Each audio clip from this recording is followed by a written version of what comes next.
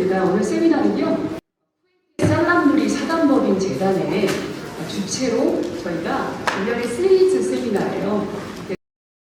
살람누리 재단이 우리 후원을 해서 학술 세미나를 지원을 하고 있는데, 지난 8월에는 이제 정치, 그리고 8월에는 그 종교문과, 그리고 오늘은 사회문화문과로 해서 세미나를 진행을 하고 있어요. 그래서 이제 큰 세미나는 아니지만 세미나가 이제 장소가 좀 매회마다 다른데, 이번에 사회문화분과에서는 일부러 여기 우리 백년관 명수당으로 해서 잡았어요. 왜냐하면 우리 사실 글로벌 캠퍼스가 굉장히 에코프렌들리한 캠퍼스잖아요. 그게 큰 장점이잖아. 친환경, 자연환경적인 그런 캠퍼스인데, 단점이 또 접근성이 떨어지는 단점이 있어서 우리 학생들이 이런 커다란 다양한 세미나에 참석을 하고 싶어도 못하는 경우가 많아요.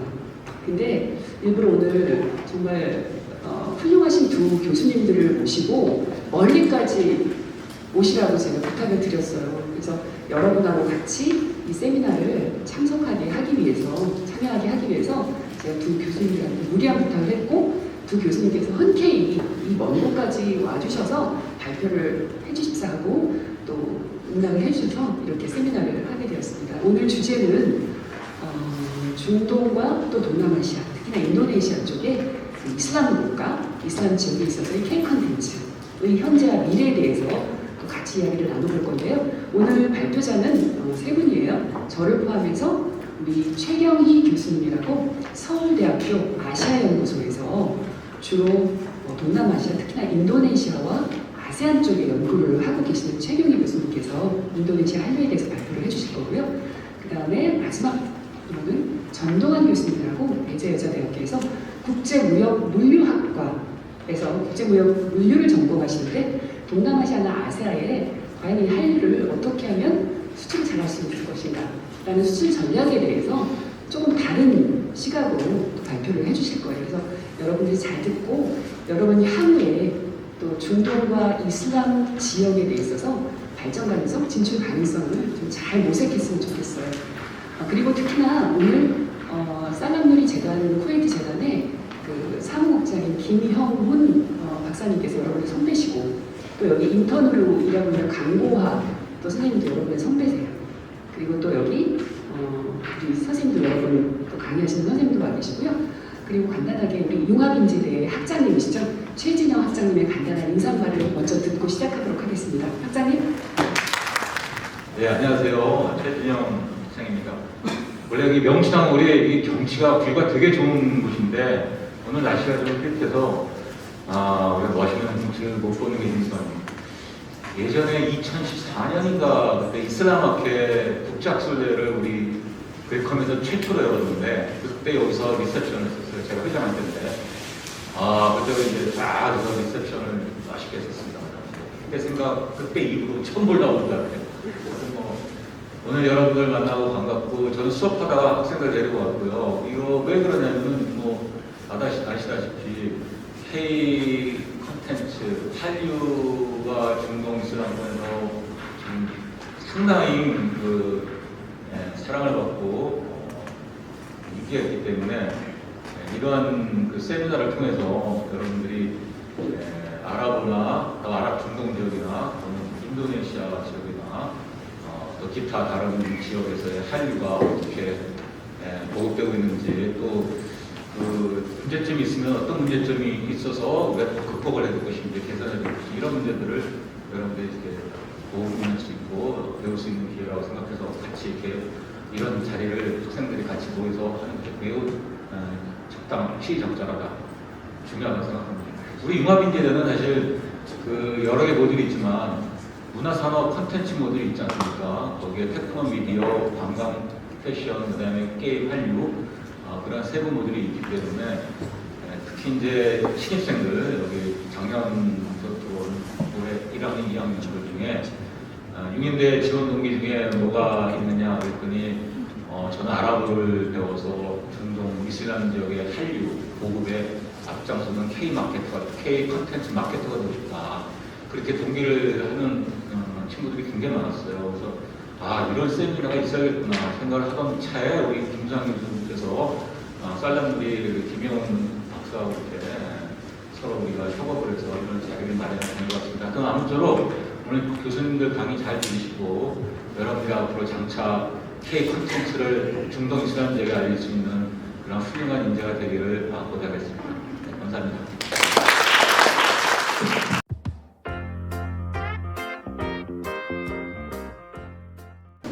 한국의 한류에 대해서 그냥 전반적으로 쭉 한번 훑어볼게요. 보통 한류 1세대를 2004년부터 그리고 2세대를 2009년부터 한류 3세대고 지금은 뭐 더 진화해서 한류 4세대, 5세대 이렇게 얘기를 하고 있어요. 그래서 한류의 진화가 처음에는 배우나 드라마 중심 그리고 알다시피 중국 위주로 이렇게 시작이 됐는데 점점 분야도 확산되고 지역도 확산이 됐습니다. 그래서 보통 우리가 이제 중국을 통해서 또 아랍 거쳐서 유럽을 가는 실크로드에서부터 시작을 해서 인간은 지금 이런 한류를 통해서 디지털 로드화가 됐다라고 얘기를 하고 있죠. 그래서 이렇게 보면 K-드라마나 K-팝을 시작으로 해서 시작했다가 게임, 패션, 영화, 스포츠 클래식으로 해서 음식 관광, 또 한글, 태권도 등 이제는 게임같이 다양한 분야에 있어서 한류가 K-컨텐츠로 진화하고 있다라고 말씀을 드리고 있고요. 요거는 이제 조금 오래된 자료인데요. 매경에서 2011년에, 12년에 설문조사를 했던 거예요. 그래서 이전에는 이랬구나라는 걸 여러분하고 같이 나누고 싶어서 가져왔는데요. 설문조사를 해보니까 한류가 왜 인기가 있을까? 처음에는 초창기에는요. 우리 한류 드라마 나온 주인공들이나 아이돌의 매력적인 외모나 좀 외향적인, 새롭고 독특하다는 그런 내용으로 인기가 있었던 것 같아요. 그리고 이제 한류를 접한 후의 느낌은 한국을 가고 싶다였기 때문에 사실 이렇게 한국 드라마나 K-팝이 인기가 있으면서 그 중동 지역이나 특히나 뭐 인도네시아 쪽에서도 한국을 방문하는 방문객 수가 기록적으로 통계적으로 많이 증가한 걸로 볼 수가 있었어요. 그리고 또한 한류로 인해서 어떤 경제적인 그 부수적인 추가 경제 창출 효과가 있었죠. 그래서 파급 효과가 있어서 2010년에 7조 원이었던 이 한류의 그 밸류가 가치가 2020년에는 그때 당시 57조 원으로 예측을 했습니다. 이게 2018년 자료거든요. 그래서 여러분이 이런 분야도 잘 이제 알아보면 될 것 같고요. 자, 그렇다면 이제 중동과 이슬람 세계에 있어서 한류를 얘기하기 전에 우리가 어떤 지역을 얘기를 할 때 그 지역에서 문화도 있고 또 언어도 있고 또 그 지역에 대한 어떤 지리적인 국가 간의 지리적인 근접성도 있고 유사성도 있잖아요. 그런데 우리가 여기서 관가하지 않아야 될 것이 뭐냐면 종교라는 거예요. 근데 사실 종교라는 게 특히나 이슬람 문화권에서의 이슬람이라는 종교를 우리가 일반 기독교나 아니면 불교나 이런 타종교와 같은 그런 어떤 차원에서 생각을 하면 우리가 중동 이슬람 문화권을 이해를 하기가 참 힘들어요. 왜냐하면 이슬람이라는 것은요, 단순한 종교적인 어떤 belief, 이런 신념이나 믿음을 넘어서 이 종교적인 규범이 실생활에 하나하나 다 적용이 되는 그런 삶이다. 그래서 way of life다라고 얘기를 하고 일상생활에서 그 종교적인 삶이 그대로 녹아있는 거고요. 또 그 바삼팁이라는 그 독일의 정치학자가 그런 얘기를 했어요. 뭐냐면 이슬람이라는 것은 어떤 정치적인 이념일 뿐만 아니라 문화적인 시스템이라는 얘기를 했어요. 그러니까 그분은 정치학자이기 때문에 정치를 얘기를 했지만 정치나 종교적인 어떤 개념을 넘어서 이건 이 사람들의 문화적인 삶이다라는 얘기를 한 거예요. 그래서 우리가 이슬람을 이런 식으로 접근을 해야지 종교, 일주일에 한 번 주일 예배 가거나 초파일에 절에 가는 이런 종교를 생각한다면 이 무슬림들의 삶을 이해하기가 상당히 부족하다는 거죠. 그래서 우리가 이슬람 율법 혹은 이슬람 법이라는 샤리아를 우리가 알고 있잖아요. 근데 이 샤리아라는 게 여러분이 지금 알고 모르겠지만 샤리아 4대 법원이 꾸란, 하디스, 이주마, 끼야스 이런 것들이 있어요. 그래서 이렇게 이러한 샤리아를 바탕으로 해서 이 무슬림들의 삶이 어떻게 보면 하나가 빌드업됐고 그리고 그게 실생활에서 적용되면서 삶에 영향을 주고 있다고 생각을 해야 될 것 같아요. 자, 이슬람에 그렇다면 글로벌 이슬람의 경제 규모에 대해서 한번 간단하게 짚고 넘어가 볼게요. 자, 이슬람 문화권은요, 통계치가 정확하지는 않지만 뭐 아직도 18억이다라고 얘기했지만 10억, 심지어 지금 20억이라고도 지금 추정을 하고 있어요. 왜냐하면 통계치가 정확하지 않지만 근데 2025년에는 거의 지금 전 세계 인구가 몇 명이죠? 한 78억? 뭐 그 정도 돼요. 77, 78. 그러면 이제 곧 80억이 될 거고요. 그렇다면 무슬림 인구도 더 증가할 건데 2025년 정도면 전 세계 인구의 4분의 1이 무슬림이 될 것이다라는 예측이 있어요. 전망이 있어요. 그만큼 인구적으로도 포션이 크다는 얘기죠.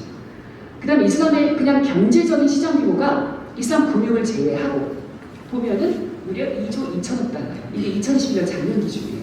그럼 하나로 치면 2,593조 8천억 원이라는 거예요. 어마어마하죠. 그거는 이슬람 금융자산을 제외한 거예요. 근데 이슬람 금융자산은 3조 6천억 달러예요. 만만치가 않죠. 근데 이 중에서 이슬람 경제기구 중에서 할랄식품이 차지하는, 우리가 보통 할랄식품 알잖아요. 할랄식으로 도축된 소고기라든지 뭐 양고기라든지 이런 거. 할랄식품 같은 경우는 1조 4천억 달러 규모예요. 할랄 시장이, 음식 시장이. 그 다음 할랄 패션스. 할랄 패션도 2,950억 달러. 그리고 할랄 미디어와 레크레이션 부분이 있거든요. 이 부분 또한 2,300억 달러가 넘어요. 그리고 할랄 관광은 2021년 기준으로 1,020억 달러지만 이게 팬데믹 때문에 줄어든 거예요. 팬데믹 이전에 2019년 자료를 보면 1,800억 달러예요.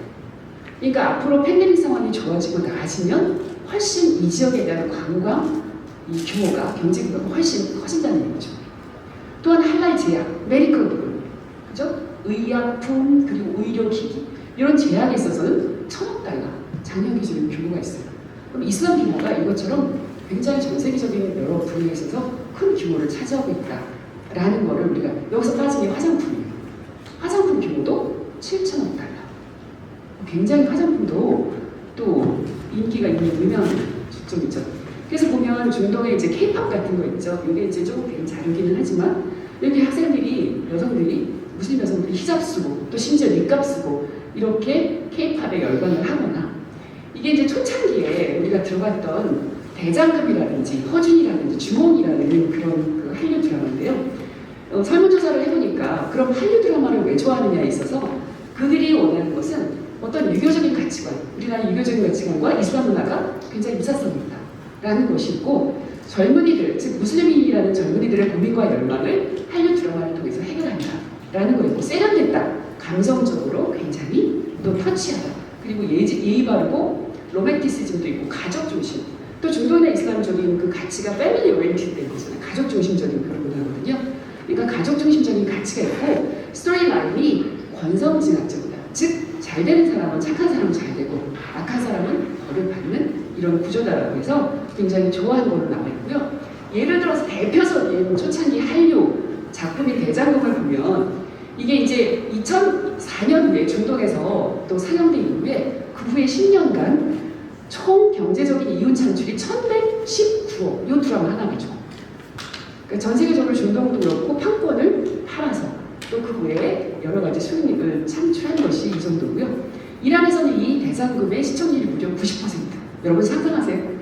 얼마 전에 끝난 이상한 변호사 우영우가 몇 퍼센트 끝났죠? 시청률? 자체 시청률 뭐 14, 뭐 이렇게 된 것 같아요. 제 기억으로. 90%면요. 그 시간대에 이거를 상영하는 그 시간대에 전 국민이 거의 같이 봤다는 얘기예요. 그러니까 어마어마한 거죠. 자, 그 다음에 또 하나가 허준이에요. 이게 이제 허준 이라크에서 방영이 됐을 때 이라크에서 방영된 그 방영 일정표예요. 근데 8시, 저녁 8시 타임이 나와있죠. 허준이. 여기 바로 골든타임이죠. 프라임타임인데 이때도 여기서 이라크에서 80%의 시청률을 보였어요. 근데 이거는 2003년에 하나건설에서 그때 김승현, 지금도 김승현 회장님이지만 하나건설의 김승현 회장이 그 이라크의 비스마이아 그 신도시 건설업체 그 건설 프로젝트를 따요. 그러면서 이라크의 한국에 대한 이미지를 심어보자 라고 해서 의도적으로 이 허준에 대한 판권을 사서 방영을 해요. 그런 다음에 중간중간 끝나고 나서 하나건설에 대한 홍보를 하는 거예요. 그래서 이게 시청률 80%이라고 해서 이제 상영률을 보였던 거죠. 그래서 굉장히 센세이션하고 두 번째 정광열 씨가 나오잖아요. 허준의 주인공. 여기 이라크 영부인이에요. 영부인 초청으로 이라크 가서 완전히 MVP, VVIP 대접을 받은 거죠. 자, 사우디아라비아로 본격적으로 가볼게요. 저는 여러분하고 사우디아라비아 같이 나누고 싶은데요. 여러분이 알다시피 사우디아라비아는 지금 살만 국왕이 있죠. 살만 국왕이 올해 나이가 한 84세 정도 됐을 거예요. 근데 건강이 별로 안 좋아. 근데 실질적으로 국정을 운영하고 있는 사람은 왕세자, 즉 차기의 왕이 되고 무함마드 빈 살만 왕세자죠. 지금 38인가 그럴 거예요. 굉장히 젊고 개혁주의 성향이고 약간 독재자 성향도 있지만 개혁주의 성향인 이 살만 왕이 사우디 비전 2030이라는 대형 개혁 프로젝트를 지금 진행하고 있어요. 자, 이 사우디 비전 2030은요 국가주도 경제개혁 프로젝트예요. 국가가 주도해서 경제개혁을. 이건 뭐냐? 목표는 여태까지 사우디아라비아를 비롯해서 까타르나, 오만이나, UAE나 다 석유로 먹고 사는 나라들이잖아요. 사우디 같은 경우는 석유가 재정 수입의 국가 재정 수입에 차지하는 비율이 70% 이상이에요. 그러니까 만약에 유가가 배럴당 110달러였다가 하루아침에 50달러면 국가 재정이 반토막이 나요. 국가 수입이. 그러니까 이런 것에 대한 어떤 문제점을 제일 먼저 파악하고 여기서 탈석유화 경제 다각화 정책을 펴는 게 바로 아랍에미레이트. 그 다음에 이제 사우디아라비아가 비전 2030이라는 프로젝트를 통해서 석유 의존형 경제 구조에서 좀 경제 구조를 다각화해보자. 이런 프로젝트를 실시를 했어요. 그래서 여기 주요 내용 중에 하나가 외국인 투자를 확대하자. 노동시장을 통한 비석유 민간 부분에 영향을 하자. 그러니까 민영화 작업을 하고 있고요. 그 다음에 이제 정치 외교적인 어떤 보수적인 이슬람 국가라든지 아니면 좀 수구적이다 이런 내용을 벗어나서 좀 적극적으로 국제 무대에도 좀 진출하고 이런 정치 외교적 영향을 확대하자라는 것이고요. 또 한 가지가 뭐가 있냐면 사우디아라비아 자체를 중동과 이슬람의 대표 문화국가로 만들자라는 게 있어요. 대표 문화국가. 그 일련의 과정으로 관광과 문화와 교육 부분을 활성화하자. 즉 사회문화적인 변화를 통해서 전체적인 어떤 경제구조, 정치구조를 한번 같이 바꿔보자라는 내용이 바로 사우디 비전 2030이거든요. 근데 보면은 사우디의 이러한 변화로 인해서 또 무함마드 빈 살만이라는 젊은 왕세자의 개혁 성향에 의해서 사우디가 그 몇 년간 굉장히 많이 변했죠. 대표적으로 뭐가 있냐면 2018년에 사우디 수도가 리야드잖아요. 근데 리야드에서 35년 만에 상업영화관이 다시 문을 열었어요. 35년 만에. 그 전까지는 영화를 못 봤다는 거죠. 그 다음에 2021년에 홍해 국제영화제 레드시 인터내셔널 필름 페스티벌이 개최가 됐어요. 원래 2020년에 열 건데 팬데믹 때문에 연기가 돼서 2021년에 12월에 사우디 최초 영화제예요. 그리고 금년에는 12월에 제다 국제영화제를 개최할 예정이에요. 이것처럼 사우디가 굉장히 많이 문을 열고 바뀌고 있다는 거죠. 사우디에서 이러한 모든 사회문화적인 변화를 위해서 문화산업을 진흥하기 위해서 뭘 이제 설립을 했냐면 GEA, General Entertainment Authority라는 투자청, 연예청이라는 기관을 아예 설립을 했어요. 그래서 사회문화를 지원을 하는 거죠. 그래서 목표가 이제는 우리 사우디의 문화가 세계 10대 그리고 아시아의 4대 엔터테인먼트 관광지로 목표를 삼겠다라고 야심차게 그 목표를 던져두고요. 그래서 2018년에는 여성 운전 허용했죠. 지구상에서 가장 여성이 운전을 못하게 했던 나라가 바로 사우디인데 그거 없앴어요. 그 다음에 이제 축구 경기장 입장도 허용을 했고요. 그리고 사우디 같은 데 가면은 싱글석, 가족석 따로 있어가지고 원래 구분해서 앉았는데 이걸 폐지했어요. 그래서 스타벅스에 가면 이제 같이 앉을 수 있어. 싱글이 가족이 아니더라도 남자 여자 이렇게 된 거죠. 자, BTS가 사우디에서 공연했죠. 2019년 10월에 공연했어요. 자, 여기 보면 BTS 공연 장면이고요. 여기 아바야를 쓰고 닉갑을 입고 지금 줄을 서서 BTS 공연을 기다리는 이 사우디 여성들의 모습을 볼 수 있어요. 자, 여기 공연이 진행되었던 킹파우드 인터내셔널 스타디움이에요. 여기 원래 외국인들이 연예인들이 공연 못해서 최초예요. 여기가 7만 석이 있거든요. 근데 거의 대부분을 다 보랏빛으로 지금 메웠죠. 이게 굉장히 센세이션한 게 그전까지는 사실 부부가 있는 호텔 투숙을 가지 못했어요. 근데 이 BTS 공연을 위해서 그거를 풀어줬어요. 그러니까 이제는 사우디가 이런 어떤 문화적인 행사, 공연 이런 것을 통해서 사회를 점차 오픈하고 있다는 거예요. 그렇다면 이렇게 오픈하기 시작한다면 앞으로 사실 문을 열기가 힘들지 여러분 한번 문을 열기 시작하면 그 문은 얼마나 활짝 열릴지는 아무도 몰라요. 사우디의 변화를 우리가 주목해야 된다는 얘기고요. 이게 이제 사우디아라비아 기반 트위터에서 가장 많이 언급된 케이팝 가수 10을 선정한 거예요. 이게 아라비아라는 그런 아랍 언론에서 가져온 건데 1위가 방탄소년단. 여기 아랍어로 지금 자료 보이죠? 아크바로 아슈라파나닌 케이팝. 그죠? 그래서 방탄소년단 1위 엑소, 슈퍼주니어 뭐 이런 블랙핑크 이런 친구들이 역시 인기가 있다. 그 다음에 이제 2010년 상반기 넷플릭스 아라비아인 넷플릭스예요. 추천한 K-드라마 베스트 10이에요. 그때 당시는 사랑의 불시착.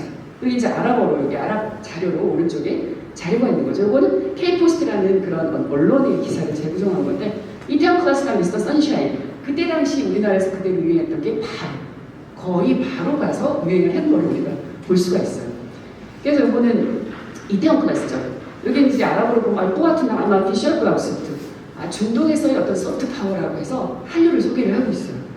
근데 이제 라세프라는 미디어 네트워크 기관인데요. 여기서 뭐라고 얘기했냐면 한류의 성공 요인은 한국 정부의 주도적 문화보급 정책과 함께 기생, 그때 당시 오징어가 안 나왔어.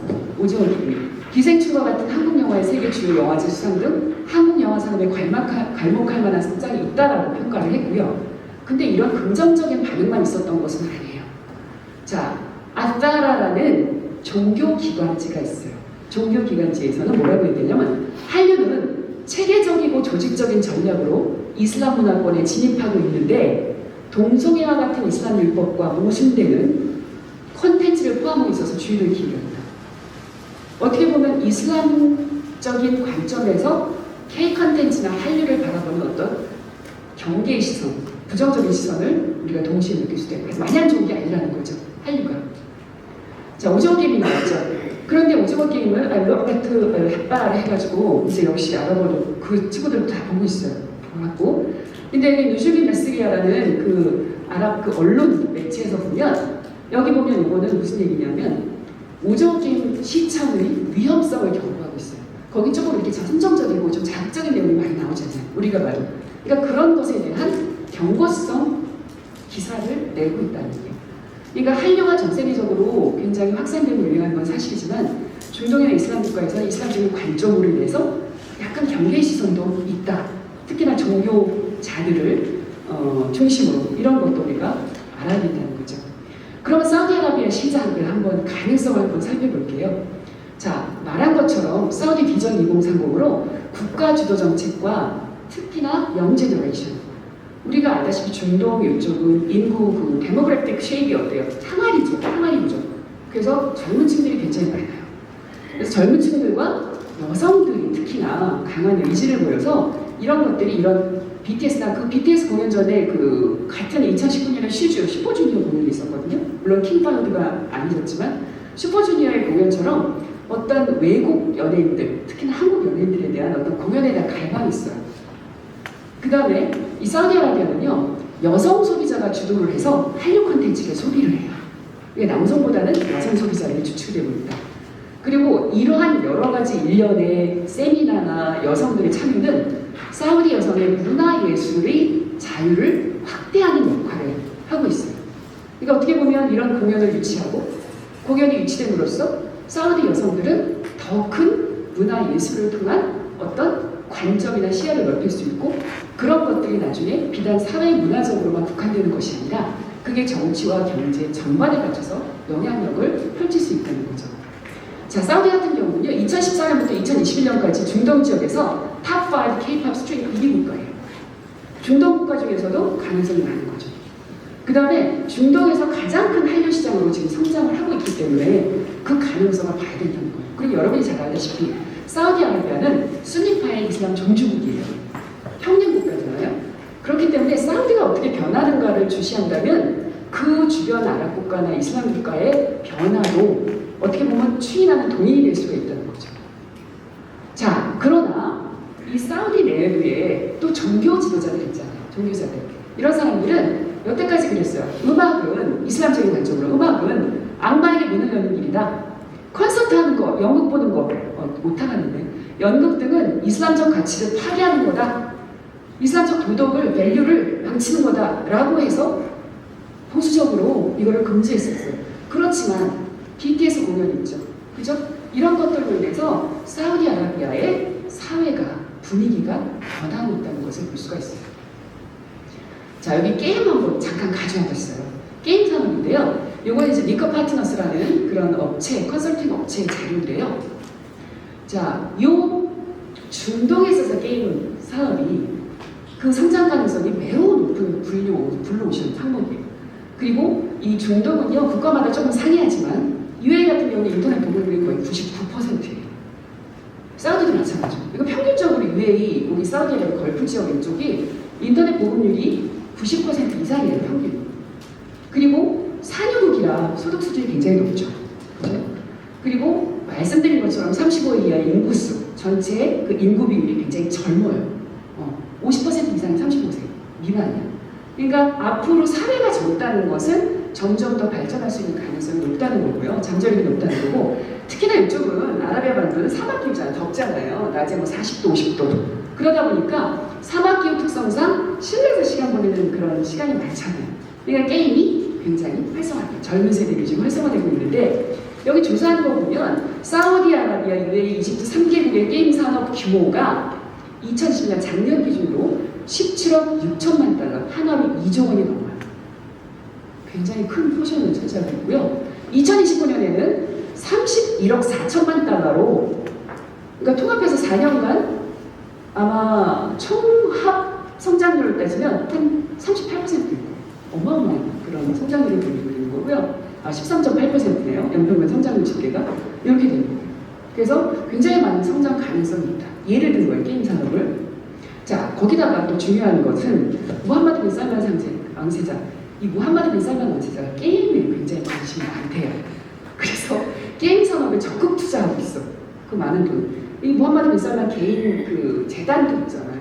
국부펀드도 있지만. 그래서 이 무함마드 빈 살만 왕세자의 개인 재단이 미국 게임 업체인 액티비전 블리자드, EA, 테이크2, 저는 게임을 잘 몰라서 모르는데 여러분 아마 알 거예요. 이 세 개 업체에 투자를 했어요. 게임 회사에. 그리고 왕세자가 설립한 재단이 일렉트로닉 게이밍 디벨롭먼트 컴퍼니인데, 여기가 킹 오브 파이터, 메탈 슬러그 등 이것도 인기 있는 그런 게임인가 봐요. 인기 아케이드 게임에 지식재산권을 보유한 SNK라는 회사의 지분을 인수를 했어요. 그만큼 관심이 많다는 거죠. 그래서 얼마 전에 그 사우디 문화부 장관이 방한했어요. 이때 SM 타운, 성수동에 있는 SM 사업 방문했죠. 그래서 여기 이수만 씨, 총괄 프로듀서, 그리고 보아 같이 만났잖아요. 그래서 사우디 무함마드 빈 살만 왕세자가 11월에 한국에 옵니다. 방한을 합니다. 굉장히 관심 많이 가져요. 우리 한국의 K 컨텐츠에 대해서, 문화산업에 대해서. 그렇기 때문에, 그래서 왜 사우디 비전인공사에서 네오 프로젝트 하잖아요. 네오 프로젝트라고 거대한 서울의 44배 면적에 프로젝트를 해서 더 라인이라는 양쪽에 거울로 된, 미러로 된 직선 도시, 거기서 뭐 탄소 배출 제로 이런 도시 같은 것을 이제 계획하고 있잖아요. 그런 데 있어서 문화적인 사업에 있어서 한국의 문화 기술을, 발전된 기술을 도입하고자 한다라는 거예요. 그래서 결론을 말씀드리면 중동의 K 컨텐츠는요, 고급 부가가치를 창출할 수가 있고요. 여러 가지 새로운 경제적 가치도 창출할 수 있고, 이런 복합적인 어떤 다양한 분야로 우리가 이런 경제적인 혹은 문화적인, 사회적인, 심지어 정치적인 이런 그 부가가치를 활용할 수 있어요. 그래서 우리가 중동에 있어서 K 컨텐츠를 그럼 진출할 때 우리가 유의해야 될 것은 일단 체계적인 마케팅 시스템이 있어야 된다. 여태까지는 사실 한류가, 그러니까 이 중동 국가에서는 한류를 한국이라는 국가가 주도해서 정책을 수립해서 뭐 확산해서 발전시킨 걸로 알고 있지만 사실 그렇지 않잖아요. 우리 한류는 그냥 우연히 하다 보니까 뜬 거야. 국가에서 이걸 주도한 게 아니야. 한국 정부에서. 우연히 하다 보다 뜬 거고, 한국 정부도 어느 날 한류가 이렇게 유명해졌어? 이렇게 된 거란 말이에요. 그러다 보니까 이제 한류를 국가에서 지원해주고 체계적으로 이제 회사에서도 관심이 있고 이렇게 된 거거든요. 그러니까 마케팅을 좀 체계적으로 좀 시스템을 구축을 해야 되고, 중요한 거는 맨 마지막 중동 전문가 혹은 이슬람 전문가를 양성을 해야 된다. 그러니까 제대로 그 지역에, 그리고 그 지역 이슬람, 종교가 아니잖아요. 이슬람이라는 것은 아까 설명한 것처럼. 그래서 제대로 이슬람과 그 사회와 그 사회의 경제, 정치, 문화를 제대로 이해할 수 있는 여러분 같은 그런 전문가를 양성해서 체계적인 마케팅 전략을 수립해서 진출해야만 진정하게 K 컨텐츠로 성공을 할 수 있다. 중동 이슬람 전략에서 라고 보고 있습니다. 그래서 여러분들이 주인공이니까 여러분이 앞으로 조금 발전적이고 넓은 시야, 우리보다는 훨씬 더 많은 아이디어를 가지고 있을 것 같아요. 그래서 그렇게 여러분이 진출할 수 있는 가능성을 모색하면 좋겠습니다. 감사합니다.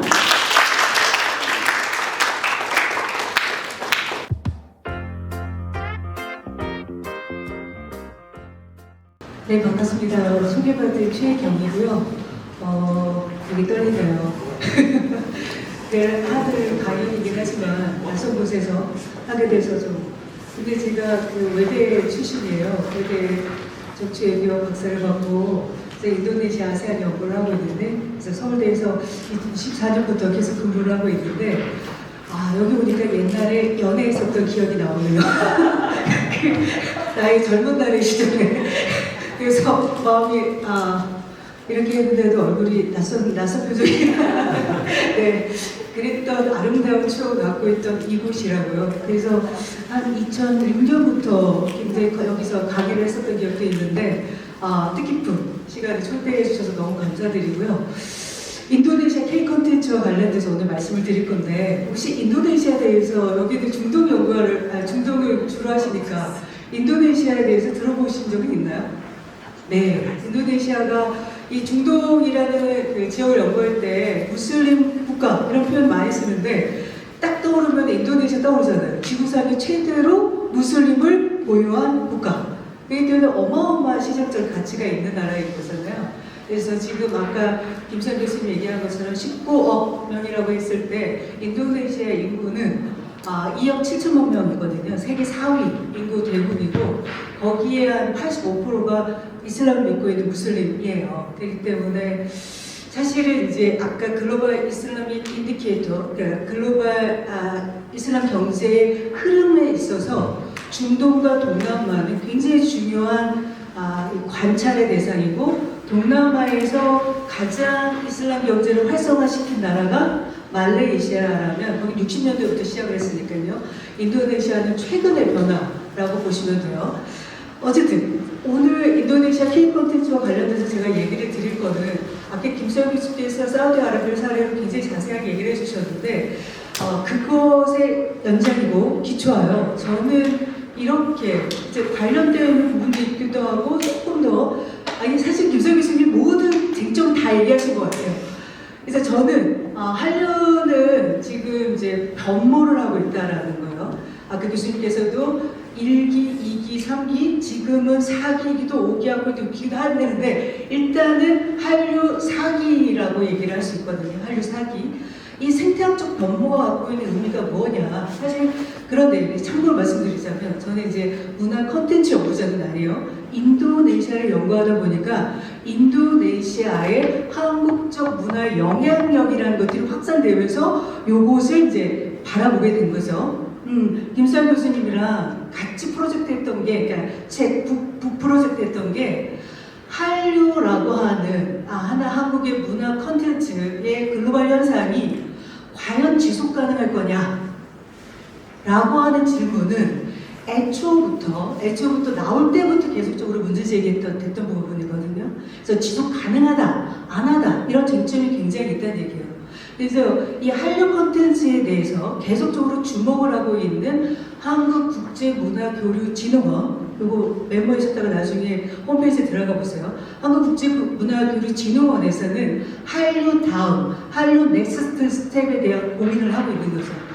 왜 얘기를 하냐면 한류가 지속하려면 해당 로컬 사회에 대한 맥락 그리고 로컬 사회의 문화와의 상호작용을 하지 않고서는 이게 과연 지속 가능할 거냐. 그런데 이 로컬 문화에 대한 맥락을 심도 깊게 이해하지 않는다면 이 질문은 하지만 답은 못 찾는다는 거예요. 근데 김수환 교수님은 그 얘기했죠. 마지막에. 그래서 여러분들이 중동 지역 전문가가 굉장히 중요하다. 한류는 우리에게 있어서 일상적인 문화이기 때문에 익숙하지만 해당 로컬 사회 문화를 심도 있게 깊이 이해하지 않으면 상호작용을 통한 지속 가능성의 고민을 질문에 대한 답을 못 찾는다는 거죠. 이제 그 질문에 대한 답을 찾아야 될 때 여러분처럼 융복합 지역 전문가가 절실히 필요한 시점이라는 거죠.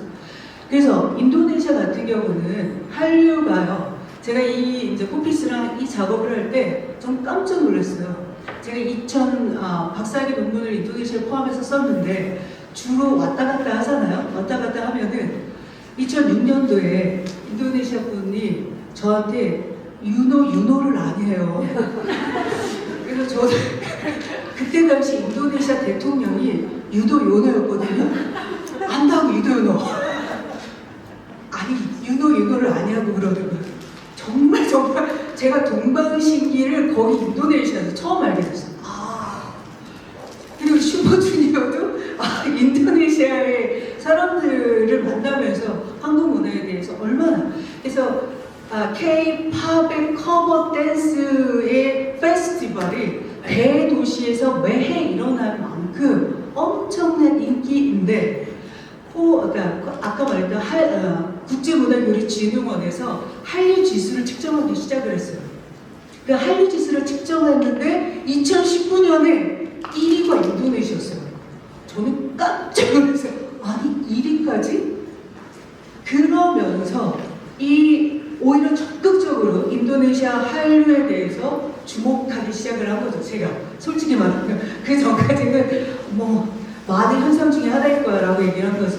근데 왜 인도네시아가 한류가 이렇게 인기가 있을까라는 그 질문에 대한 답은 우리가 얼만큼 잘해서라기보다는 해당 로컬의 인도네시아 사회가 어떤 사회문화적 백그라운드를 갖고 있느냐, 지금 사회문화적 정책을 무엇을 쓰고 있느냐, 그게 우리랑 어떠한 상호작용을 하고 있느냐, 이거를 정확하게 알아야 그 다음 단계, 지금까지 한국과 인도네시아 문화교류 컨텐츠 산업교류를 하게 돼요. 왜냐면은 뒤에 보겠지만 2019년에 인도네시아 한류지수 1위였던 데였는데 작년에는 꼬꾸라졌더라고요. 그래서 왜 참 이게 이런 변동의 폭이 굉장히 크구나라는 생각을 했죠.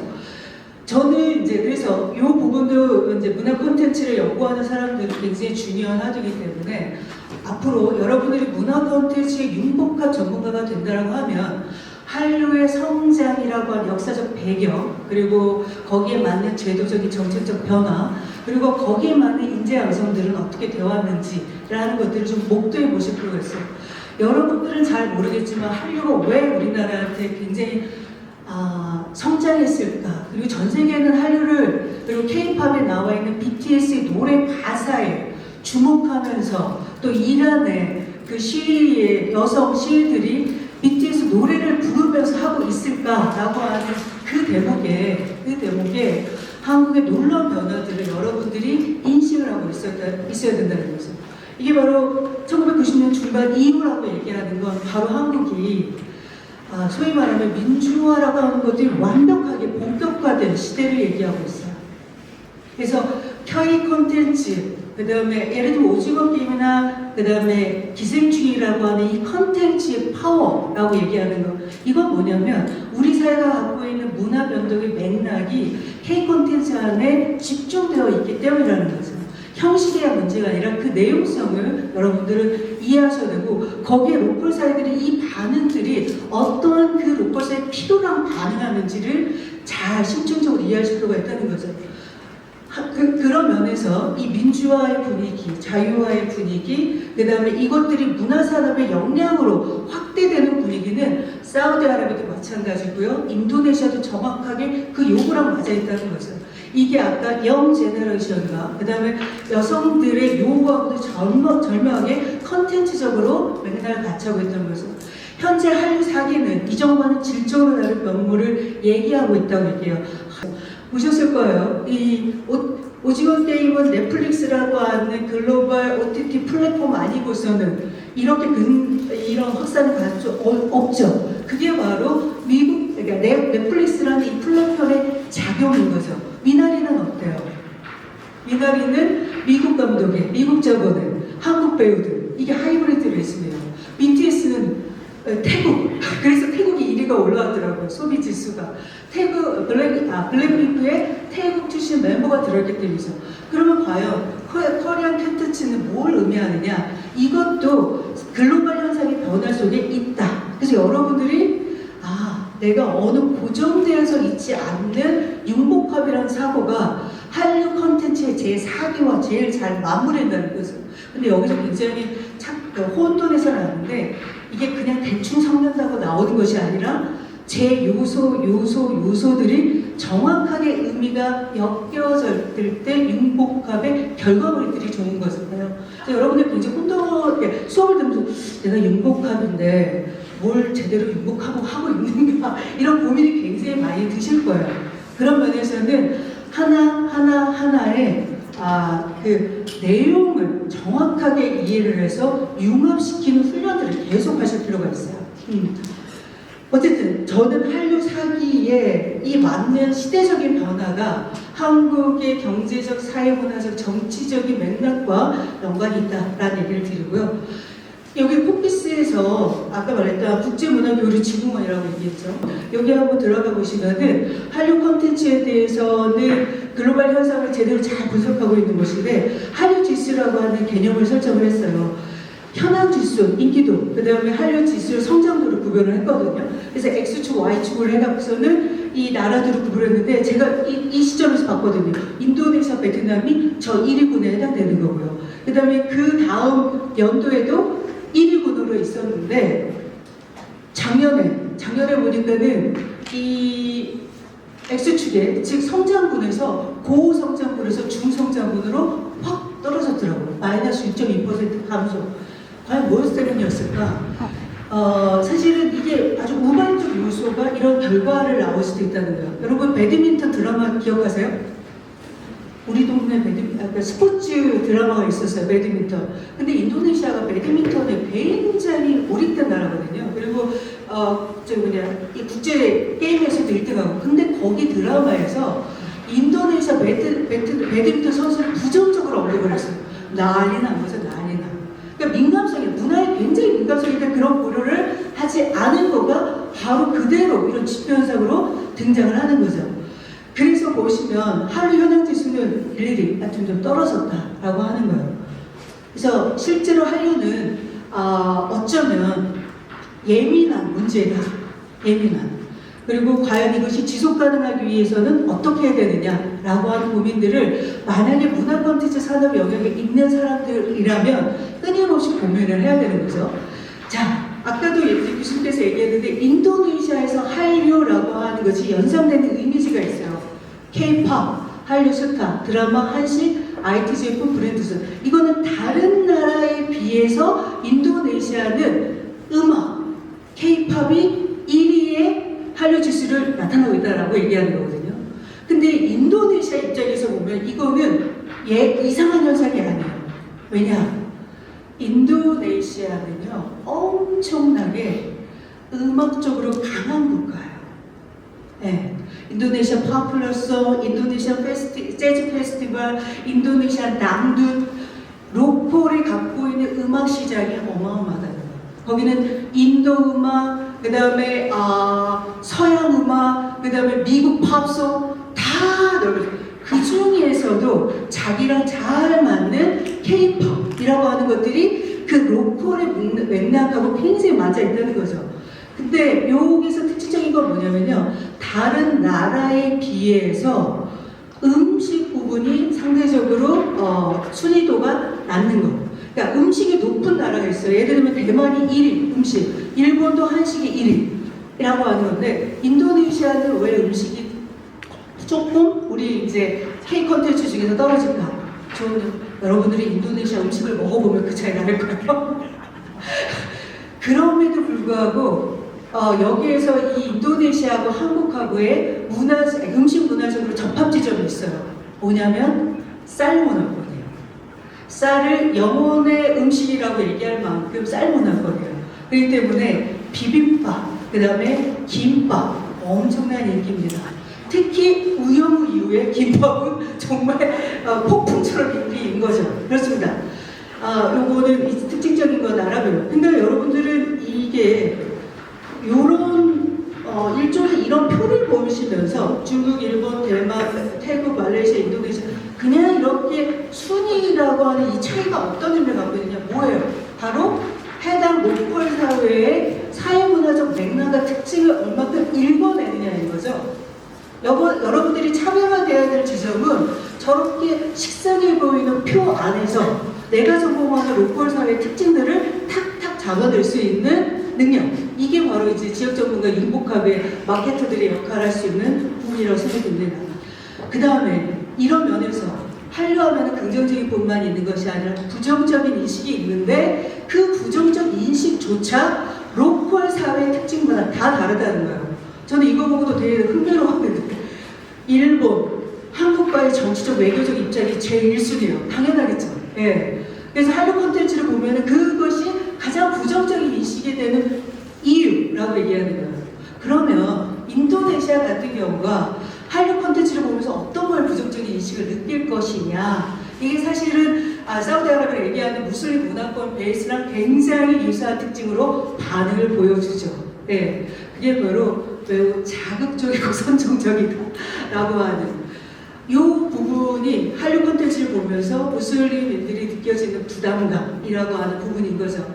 그렇기 때문에 이 부분들을 잘 이해해서 한류 콘텐츠를 그 무슬림 사회라고 하면 다른 맥락에서 어떻게 접근할 것인가를 당연히 고민할 필요가 있는 거죠. 뒤에서도 얘기를 다시 하겠지만 할랄 패션은 다른 표현으로 얘기하면 마디스트 패션이에요. 정숙한 패션이거든요. 저는 이 할랄 패션이 마디스트 패션이라는 개념을 이해하면서 정말 사람들이 옷 입는 옷을 다시 보기 시작했어요. 그러면서 우리나라 드라마에서 저거 마디스트한 패션인데 잘 먹히겠다 싶은 느낌이 딱 들더라고요. 우영우 변호사의 의상이 어떻든가요? 되게 마디스트하죠? 저는 그것도 굉장히 적합하지 않을까라는 생각이 들었어요. 그러니까 그런 면에서 이 첫 번째, 지나치게 자극적이고 선정적이다 라고 하는 것이 사실 저 어렸을 때 미국 드라마 보면서 너무 자극적이고 선정적인 장면들이 많아서 어렸을 때 혼돈됐던 것도 기억이 납니다. 네. 그러니까 그러면서 근데 자기 색깔로 전화되는데 어쨌든 접근하는 데 있어서는 고려를 해야 됩니다. 두 번째는 저는 이 부분 굉장히 중요해요. 지나치게 상업적이다. 여러분 K 콘텐츠는 이미 시장에서 마케팅으로 나가기 때문에 상업적일 수밖에 없어요. 하지만 그들에게 기대하는 방식은 굉장히 다른 거예요. 여러분들이 알다시피 무슬림 사회는 종교 공동체 사회잖아요. 즉 종교가 굉장히 기반에 하고 있는 하나의 삶을 구성하는 일상적으로 하는 공동체, 커뮤니티. 이 커뮤니티에서 누가 낙오가 됐거나 가난하거나 불쌍하거나 이런 부분들이 공동체 안에서 책임되어지는 그 연대감, 그 다음에 조화, 도와주는 것. 인도네시아 말로 유명한 말이 있어요. 이거 꼭 오늘 돌아가기 전에 꼭 외워요. 인도네시아의 상부상조라고 하는 말, 서로 돕고 서로 도와준다라는 말이 고통로용이에요. 고통로용. 아마 토착 사회에서 무슬림 베이스의 어떤 나라든 간에 서로 연대하고 도와준다라고 하는 개념들이 분명히 있을 텐데 그게 강한 사회가 인도네시아예요.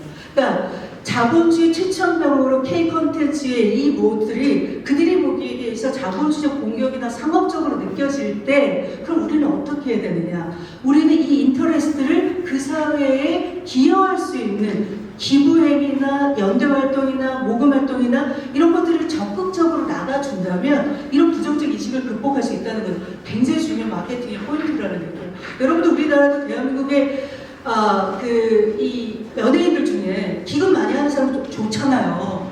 네, 주기적으로 기금하는 사람들 보면은 인도네시아가요 전 지구상에서 기부금으로 매해 내는 순위 1위 국가예요. 아시다시피 무슬림의 5대 의무 중에 자카시라는 게 있죠. 1년에 한 번에 자기 소득의 2.5%를 사회에 환원하는 것. 그것이 굉장히 종교적인 의무처럼 되어 있는 그런 나라에서 상업적으로 느껴진다라고 하는 이 두려움은 지속 가능하지 못하게 할 수 있는 요인이 된다는 얘기예요. 그러면 어떻게 마케터라고 하면 내가 이런 문제를 어떻게 극복할 것인가도 굉장히 중요한 포인트라고 생각됩니다. 그 다음에 자국 콘텐츠 산업보. 우리나라가 K 콘텐츠가 성장하는 데 있어서 이 자국 산업보도 했었잖아요. 다른 나라도 그렇게 할 거예요. 그러면 굉장히 중요한 포인트예요. 어떻게 하면 그 나라의 컨텐츠 산업을 보호하면서도 우리의 컨텐츠를 계속적으로 지속할 수 있을까라고 하는 쌍방향적인 윈윈 전략에 대한 고민, 이것들을 배울 수 있어요. 이런 거는 나라별로 다 다르지만 굉장히 흐름은 비슷한 부분이 있습니다. 그렇습니다. 그 다음에 이런 부분들이 긍정적이기도 하고 부정적이기도 하지만 인도네시아는 지금 현재 2022년에 지금 현재에서 보면은 한류에 대한 열정, 그 다음에 그거에 대한 기대감이 상당히 높은 사회라는 거예요. 한류 이용 확산 정도라는 또 그 컨셉을 개념을 만든 거예요. 응답자가 한류 콘텐츠를 얼마나 다양하게 소비하느냐, 또 얼마나 집중적으로 소비하느냐. 여러분들이 만약에 마케터라고 얘기한다면 내가 물건을 팔려고 하는 그 물건에 대한 소비자에 대한 반응들을 볼 거 아니에요. 그 반응들을 보기 위한 적합한 조사 방식들에 대한 한류 콘텐츠는 그런 그러니까 이용 확산 정도는 그 개념을 갖고 분석을 딱 했었을 때 인도네시아 사람들은 여기 보시면 열정적 이용자, 집중적 이용자, 그 다음에 탐색적 이용자 등등이 있는데 대충 보라색 퍼센트만큼 높은 비율을 차지하고 있다는 얘기죠. 그래서 작년에 약간 떨어졌지만 이게 막 고성장에서 중성장 됐지만 더 떨어지지는 않을 텐데 이게 바로 작년에 그 배드민턴 드라마를 잘못 찍는 바람에 이런 문제가 돼 있어요. 왜냐하면 지난 태국이 다시 1위로 등장했거든요. 딱 하나요. 블랙핑크의 리사가 저기 앨범 단독 앨범 내는데 그게 엄청난 히트를 친 거죠. 그러니 얼마나 태국 젊은이들이 그것을 소비하겠어요. 자, 그다음에 요거는 이제 보시면 되고 인도네시아 한류 콘텐츠 소비 분량이 드라마가 1위라는 거예요. 드라마. 여러분들 인도네시아 사람들이 TV를 엄청 좋아합니다. 인도네시아 특징이 어디냐면 17,000개의 섬으로 나눠져 있어요. 인구 대국이고 교통도 불편하지 않고 또 집에서 있는 시간들이 굉장히 많습니다. 아까도 말했듯이 더운 나라이고 그래서 저도 인도네시아 처음 봤을 때 집집마다 텔레비를 켜놓고 하루 종일 켜놓고 있는 거예요. 그 중에 드라마는 어마어마한 그 방송 콘텐츠 하나인 거죠. 그 드라마에서 인도 드라마, 뭐 미국 드라마 다 있어요. 그리고 토착적인 인도네시아 드라마, 그리고 막장 드라마도 그런 막장 드라마가 없는 굉장히 다양한 드라마 시장인데 그 중에 K 콘텐츠 드라마가 딱딱딱 젊은이와 여성들에 맞는 거죠. 만약에 인도네시아 시장을 공략하는 드라마를 구성한다고 했었을 때 인도네시아인들이 늘 생각하는 신화라고 하는 라마야나나 마하바라타라든가 우리 컨텐츠들이 그것을 알고 있으면 대사 한마디 쓸 때마다 굉장히 다를 거예요. 그러면 그것을 보는 사람들이 엄청 다르게 듣는 거죠. 왜냐하면 제가 넷플릭스에 최근에 파트너 트랙이라고 하는 넷플릭스 드라마를 봤는데요. 이게 원래는 미국의 중국의 아메리칸의 여성 변호사의 삶을 그린 건데 그 주인공을 한국인으로 바꿨어요. 그래서 제가 보는 순간 한국말이 막 들리는 거예요. 야, 너무 놀랐어요. 그러니까는 이게 드라마를 넷플릭스 통해서 만들 때 이 로컬 사회의 언어하고 사고방식의 맥락에 그거 100% 아니야. 한 10%가 5%인데도 하루 종일 그걸 제가 보고 있었다는 거예요. 그 맥락이 중요하다라고 얘기를 드리는 거고요. 선호하는 한류 콘텐츠, 여기에는 인도네시아 아까 이제 드라마에는 오징어 게임, 펜트하우스, 갯마을 차차차. 우리 그때 당시 갯마을 차차차 할 때 뭐가 있겠죠?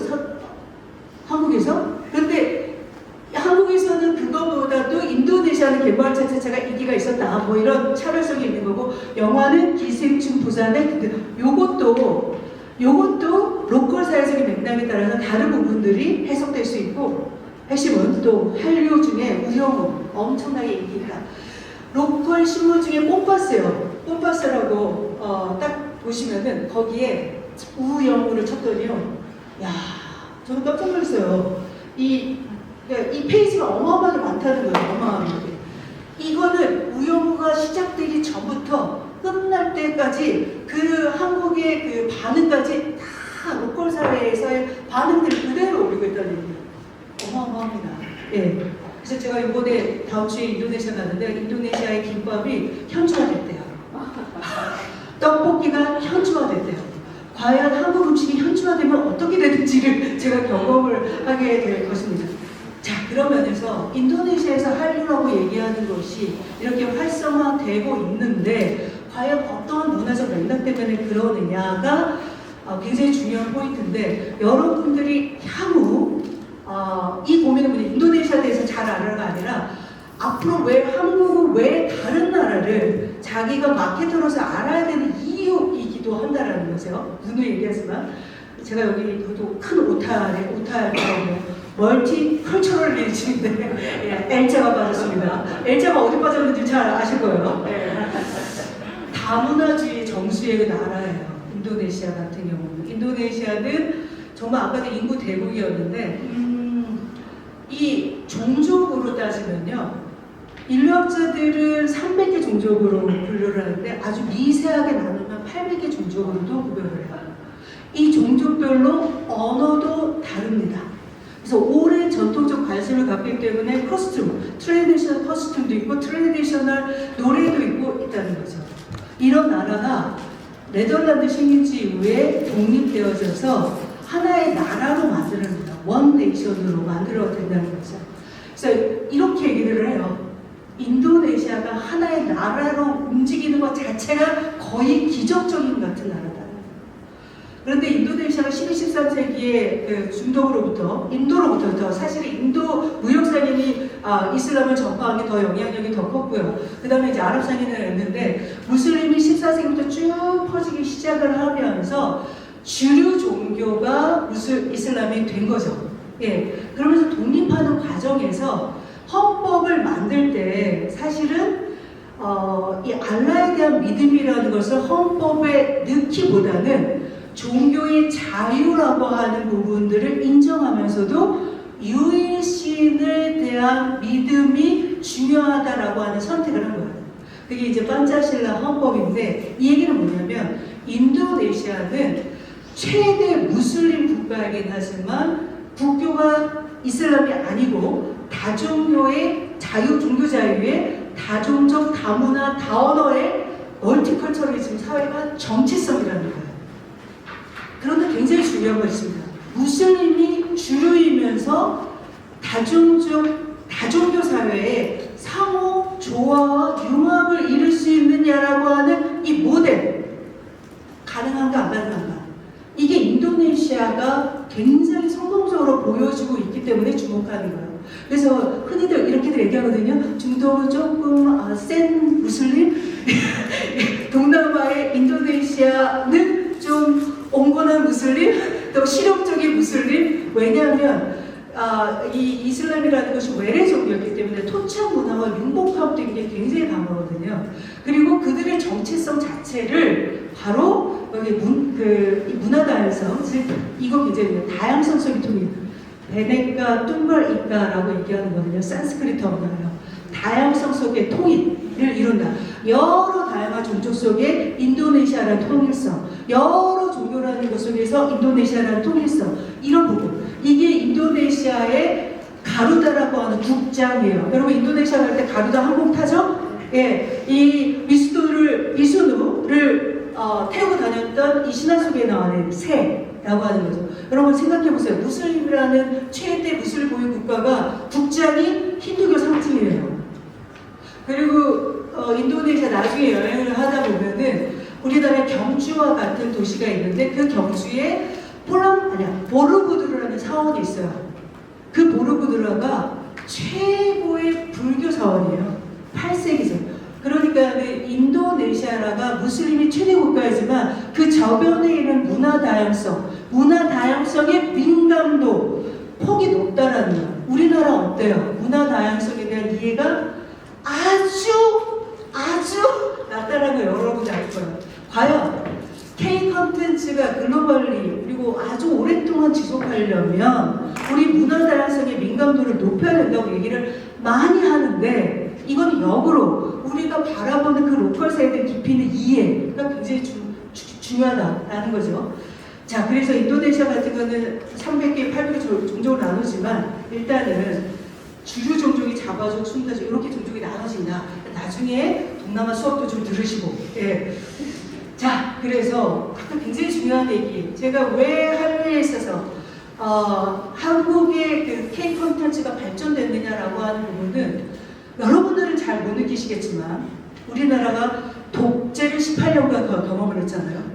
그리고 민주화 이 얘기를 거쳐서 직선제 대통령으로 최초로 직선제 대통령을 뽑고 그리고 나서 정권이 야당으로 교체가 된 우리나라에 1997년 지나서야 우리나라 민주주의 전반적인 분위기가 있기 때문에 문화산업이 융성하는 것과 맥을 같이 해요. 그럼 인도네시아는 어땠을까? 인도네시아에도 전 사회 코드가 뭐냐면요. 민주화 이후에 엄청난 변화예요. 인도네시아는 32년간이나 군부가 권위주의를 유지를 했어요. 그리고 98년 이후에 민주화를 쫙 이행을 하죠. 그러면서 인도네시아 정부가 가장 중요시 여기 역점적으로 생긴 바로 사업이 문화 컨텐츠 산업이에요. 그거를 인도네시아 말로 창의 경제라고 합니다. 크리에이티브 에코노미. 이게 인도네시아식 사고방식이에요. 인도네시아식 사고방식. 그러니까는 유럽식에서는 유럽은 다 그렇게 얘기를 한다고 그러더라고요. 창의경제라고 얘기를 한다고 그러더라고요. 그래서 유네스코도 창의경제. 그것이 여러분들이 알고 있는 컨텐츠 산업이라고 이해하시면 돼요. 그래서 인도네시아도 이 32년 내 군부 권위주의를 종결을 하고 개혁주의와 자유주의와 민주주의에 대한 열망으로 변화를 하면서 굴뚝 없는 산업, 문화 콘텐츠 산업을 융성하게 했다, 증진시키는 데 기여를 했다라고 얘기를 합니다. 그래서 인도 정부가 가장 중요시 여기야 하는 산업 방향, 창의경제. 그래서 여러분들은 인도네시아의 창의경제 산업을 주목을 해야 된다. 이게 인도네시아가 앞으로 증진시키려고 하는 문화 콘텐츠 산업이기 때문에 그거 어떻게 접목을 시킬 거냐가 우리의 관점에서 중요하죠. 할 얘기가 많은데 진짜 아쉽습니다. 예, 그래서 K 콘텐츠 인도네시아 창의경제, 인도네시아 문화 콘텐츠 산업이 17가지 분야로 재설정이 됐어요. 2010년대는 15가지였는데 최근에 그 다음에 이것을 주로 주목하는 정부 기구가 있다는 얘기예요. 창의경제청, 버르크라프라고 하는 창의경제청이 있는데 여기서 굉장히 주도적이에요. 창의경제의 인터내셔널 컨퍼런스를 한다는 거예요. 만약에 여러분들이 뭔가 내가 이제 취업을 해서 그런 데도 가면서 K 콘텐츠와의 접합 가능성에 대한 사례 발표도 좀 하고, 저는 이 얘기를 씁니다. 한류와 한나라의 접합 가능성에 대한 얘기를 지금 담론으로 설정해서 계속 얘기를 하고 있어요. 이게 문화 콘텐츠 안에서 융합이 되어져야 된다. 그러면 한류를 잘하는 사람과 이슬람 문화 베이스의 할랄이라는 키워드를 아는 사람들이 상호작용해서 협력해서 만들어질 가능성인 거죠. 그래서 음악 산업, 제가 여기에 제가 인도네시아를 있는 동안에 인도네시아 팝이 이렇게 감미롭다라는 걸 상상도 못했어요. 인도네시아 사람들 엄청 노래 잘합니다. 네. 인도네시아 가수들은 우리나라 가수보다 훨씬 더 노래 잘한다 그러면은 이건 안 되겠죠? 잘하는데 이게 아주 그렇게 얘기하더라고요. 코란은 항상 노래 꺾는 음을 많이 하잖아요. 그래서 인도네시아 사람들은 어렸을 때 코란을 배우잖아요. 그러니까는 이 노래하는 그것은 익숙해져 있고요. 그다음에 굉장히 흥미로워요. 여러분, 제가 이걸 써놨는데 당두.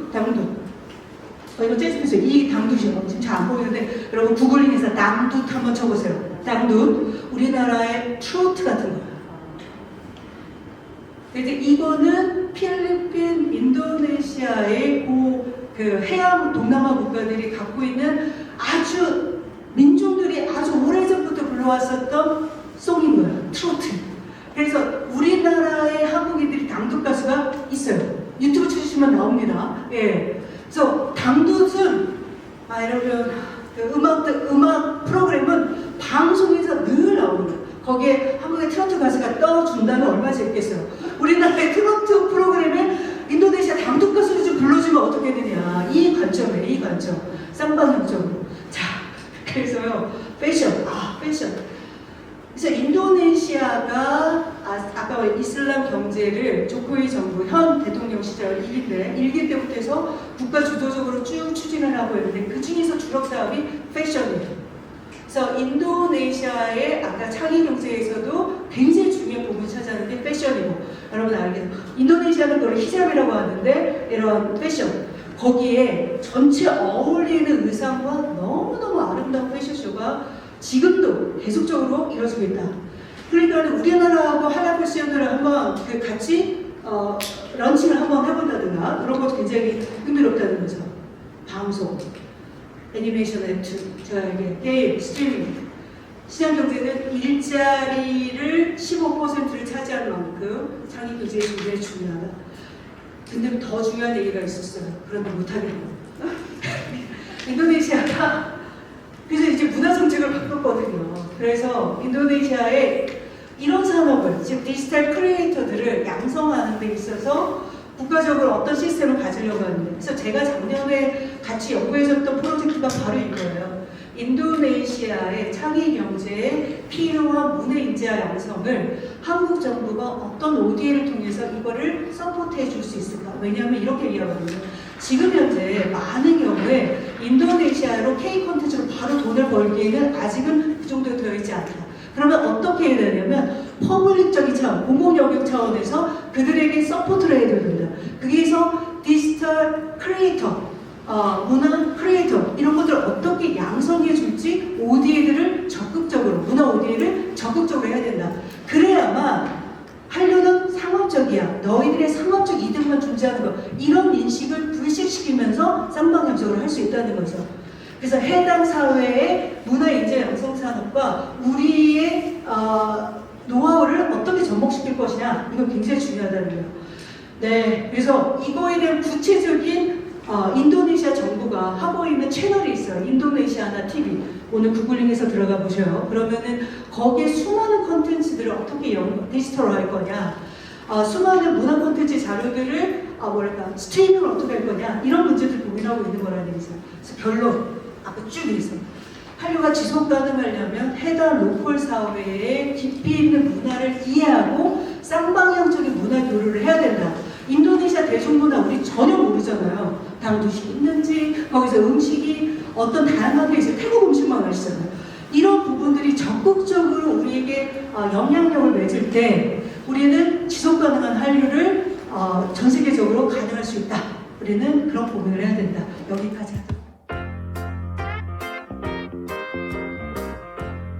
하도록. 반갑습니다. 저는 지금 소개받았듯이 전공이 조금 다르죠, 그죠? 원래 전공하는 바는 무역학에서 수출 분야 쪽으로 전공을 하면서 연구 발표하고 그런 틀인데, 요 근래 몇 년 동안 이제 K 콘텐츠에 대한 관심을 좀 가지고서 우리나라가 K 콘텐츠 수출을 확대할 수 있는 그런 문제를 좀 발표를 했었어요. 그러다 보니까 이제 관심의 대상이 돼서 여러분들 앞에서 같이 얘기를 할 수 있는 기회를 가지게 되었습니다. 영광으로 생각합니다. 제목을 먼저 보고 얘기를 좀 하자면, 동남아시아를 대상으로 하고 있습니다. 동남아시아 이제 여러분들도 잘 알겠지만 중심된 국가라고 하는 아세안이라고 있습니다. 동남아시아 국가연합이다라고 하는 경제 블록을 형성하는 국가인데 총 10개 국가가 형성이 되어져 있죠. 그래서 아시아, 동남아시아 지역에서의 경제와 안보를 담보해가지고 연맹을 맺고 있죠. 10개 국가가 FTA도 형성하고 있고, 또한 안보 분야에 있어서도 동맹을 맺고 있는 그런 특징을 보이는 10개 국가입니다. 그 국가들을 대상으로 해서 우리 K 콘텐츠가 수출 및 어떤 확대할 수 있는 방안들, 정책들을 같이 좀 검토하고 고민해보자는 차원이었었고요. 수출 전략이 되는 것이고, 그 다음에 제목에서 얘기하고 있듯이 메타버스라고 하는 것이 지금 등장되고 있는 것은 여러분들도 2020년도에 우리가 코로나21이라고 하는 팬데믹을 경험하게 되게 그런 상황이 왔었죠, 그죠? 예상하지 못했던 일들이 우리가 벌어지게 되는 그런 블랙스완과 같은 현상들, 이런 것들이 벌어지게 되었죠. 사실은 10년 후 정도 우리가 예상할 수 있었던 메타버스와 같은 가상의 세계가 코로나19라고 하는 그런 현상들로 인해서 더욱 빨리 우리들이 이제 체험할 수 있는 계기를 마련하게 되었는데, 그게 중심에 있게 된 것이 결국 메타버스다, 이렇게 얘기를 할 수가 있을 것 같습니다. 그래서 K 콘텐츠는 결국에는 결론적으로 얘기를 하자면 메타버스와의 결합을 통해서 해외 시장 진출에서의 그 역할이 더욱 정대될 것이다, 이런 얘기를 할 수가 있을 것 같아요.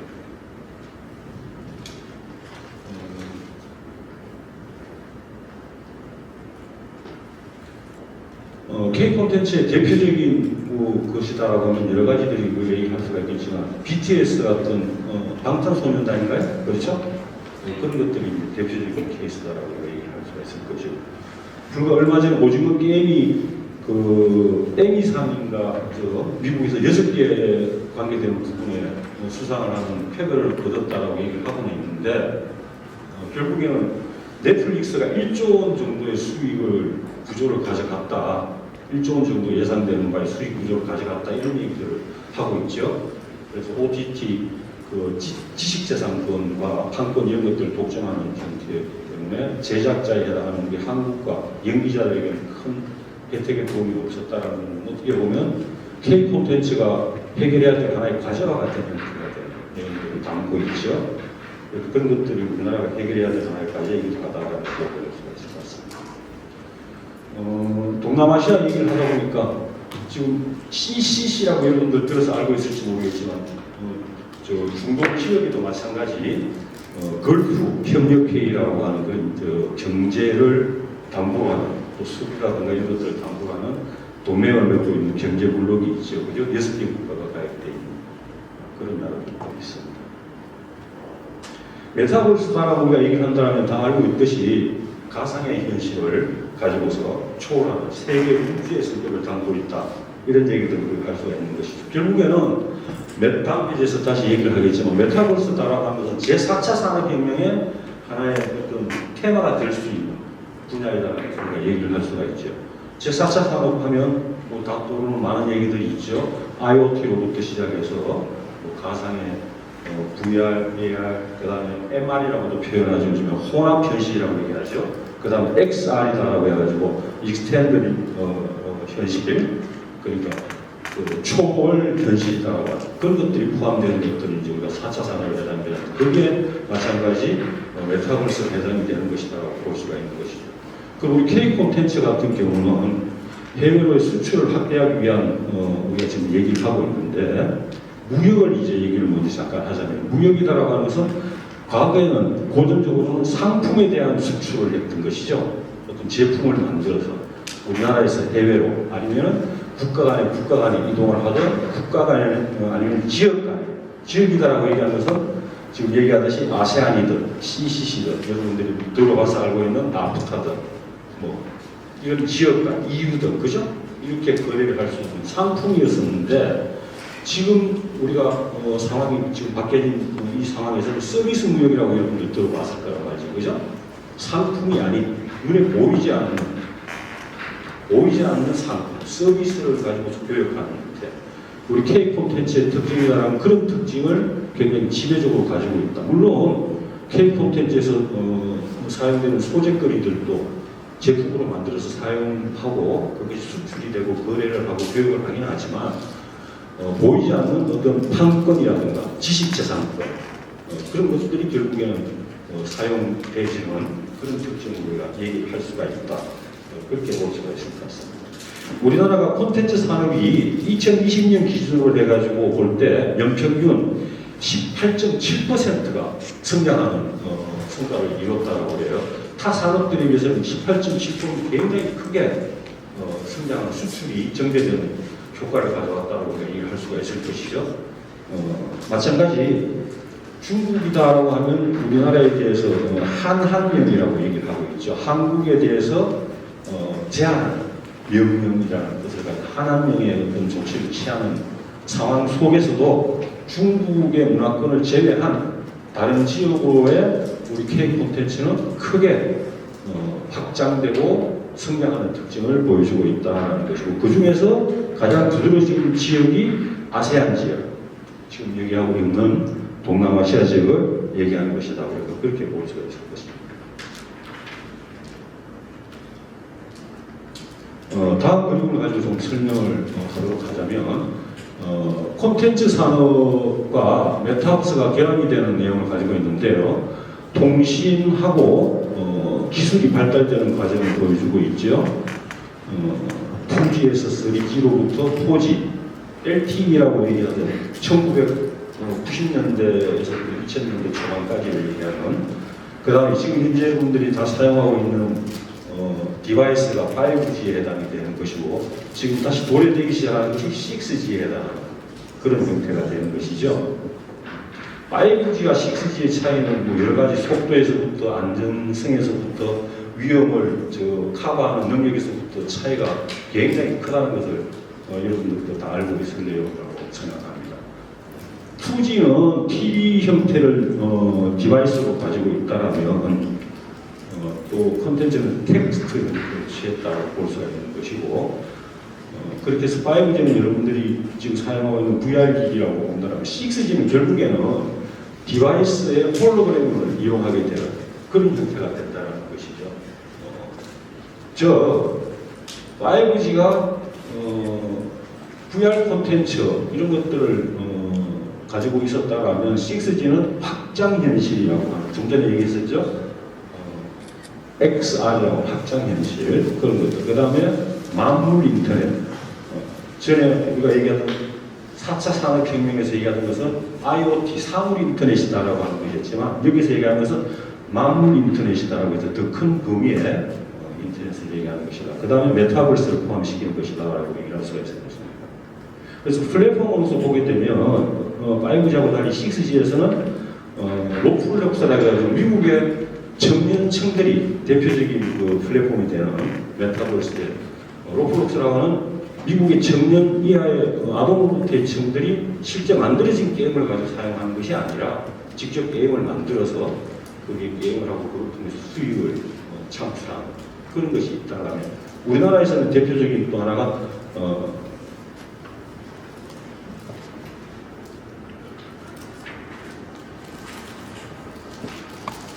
제페토라고 하는 것이 또 있죠. 네이버 N이라는 데서 앱을 만들어가지고 그런 형태인 것 같아요.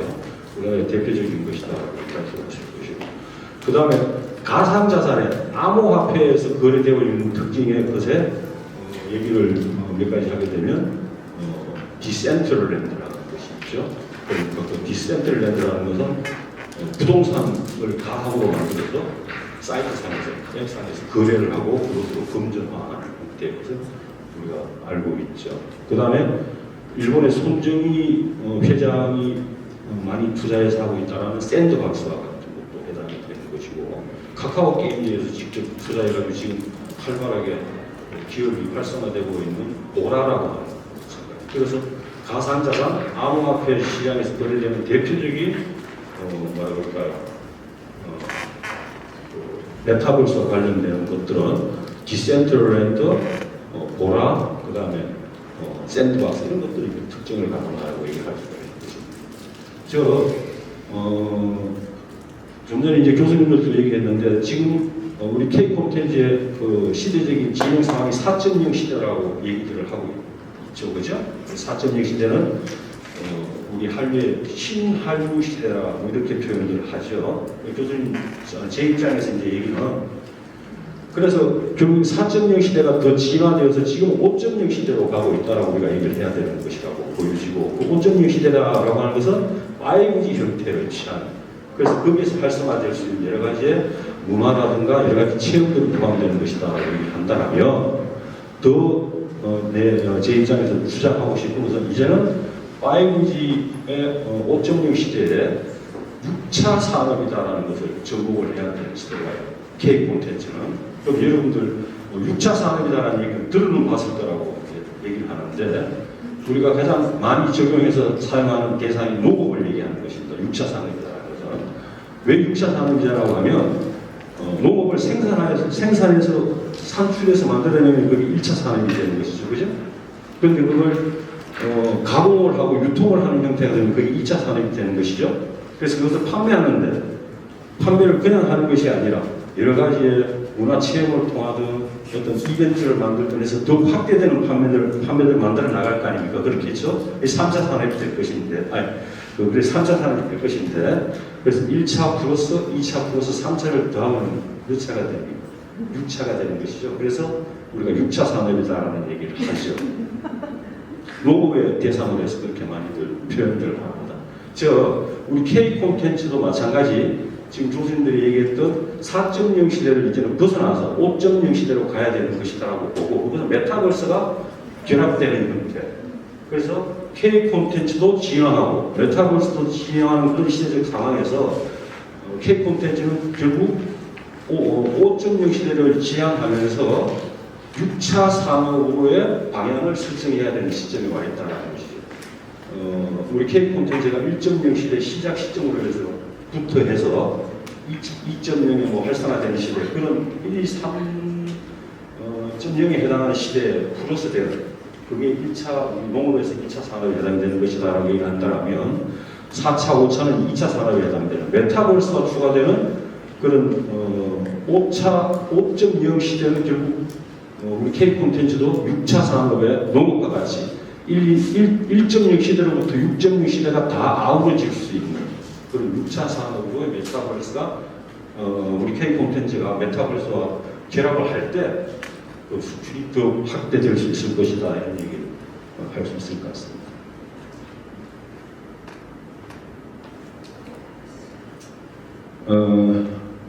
이제 요 그림은 뭐 특별한 것은 아닌데 이번에 대해서 여러분들과 좀 얘기를 나누고 싶어서 제가 현대경제연구원에서 최근에 이렇게 발표한 내용의 것인데요. 뭐 상식적으로도 우리가 1번부터 5번까지 다 알 수가 있는 내용이지만 세계 경제가 침체될 가능성이 크다라고 그래요. 2022년 하반기부터 2023년까지는 경제가 침체된다는 특징의 기준은 성장률이, 경제 성장률이 2%에서 3%를 넘지 못하는 것을 얘기하는 것이다라고 얘기를 하죠. 그래서 스태그네이션이라고 표현하는데 스태그네이션의 프로세스, 인플레이션을 하면 스태그플레이션이라는 용어가 나오게 되는 거예요. 경기는 침체되는데 물가는 상승하게 돼요. 그럼 굉장히 어려워지겠죠, 그죠? 수익이 작아지는데 쓰는 가격에는 비용을 더 많이 지출해야 되니까 어려워지는 경제 상황을 그려나가죠. 그렇습니다. 2번 같은 경우를 제가 얘기하고자 하는 것은 미중 간의 무역 전쟁이 더욱 심화될 것이다라는 것이죠. 미국과 중국 간의 무역 전쟁의 시작이 2018년에 시작이 됐어요. 트럼프가 미국 대통령 하던 시절에 25%의 관세를 중국에다가 부여를 했어요. 7월 8일 날 같은 날 중국의 시진핑도 시진핑은 아니겠지만 중국에서도 마찬가지 미국에다가 동일한 25%의 관세를 부여를 했어요. 그리고 두 나라가 무역의 전쟁이 시작이 된 거죠. 여러분들이 알고 있는 외토류의 전쟁이니 이런 것들은 이제 그냥 표면상 보여지는 것에 해당이 되는 것이지만 미중 간의 무역의 어떤 그 균열이 세계 경제를 굉장히 하락시키는 어떤 계기의 역할을 가진 것은 사실이죠. 미중 간의 무역 전쟁을 결론적으로 얘기한다면 장시간 무역의 전쟁은 계속 유지될 것이다라는 것을 우리가 예상할 수 있습니다. 4번에서 보여주듯이 러시아하고 우크라이나의 전쟁 같은 경우도 그런 것을 또 한복을 하게 되는 그 기회를 하게 되는 장기화되는 기회를 하게 되는 특징을 보일 텐데 단 이런 건 있을 수 있습니다. 어떤 품목에 대해서 산업 하나 군에 대해서 단기적으로 합의를 하고 서로 교역을 활성화할 수는 있을 수는 있지만 장기적인 측면에서는 결론적으로 오래 갈 수밖에 없는 무역 구조를 가지고 있다는 것을 얘기가 되는 것이죠. 그리고 상식적으로 몇 가지를 좀 더 얘기를 하고자 합니다. 미국 같은 경우에는 트럼프에서부터 시작해서 지금 조 바이든으로의 중국에 대한 제재를 계속 가하고 있는 그런 상태인 것이죠. 거기에 중국은 대응을 해나가고 있는 것이고 트럼프와 조 바이든의 중국에 대한 공격의 방법은 조금 다릅니다. 트럼프는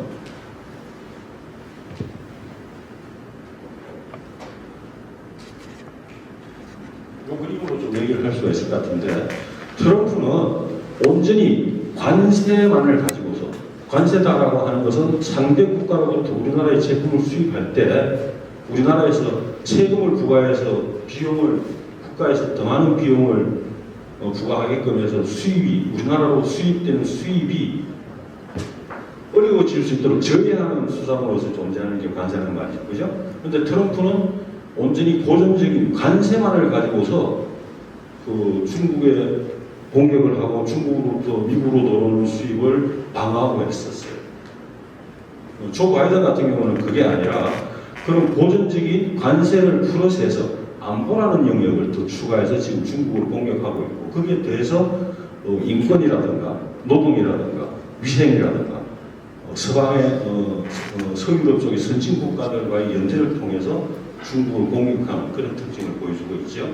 그림을 가지고 잠깐 보면 RCEP이라고 여기 지금 표현되어 있는 게 포괄적 경제 동반자 협정이다라고 해요. 원래 16개 국가가 좀 전에 얘기했듯이 아세안이라고 제가 얘기했었고 CCC도 얘기했었죠, 그죠? 그렇듯이 RCEP이다라고 하는 포괄적 경제 동반자 협정이다라고 해가지고 16개 국가가 중국이 중심이 되는 거예요.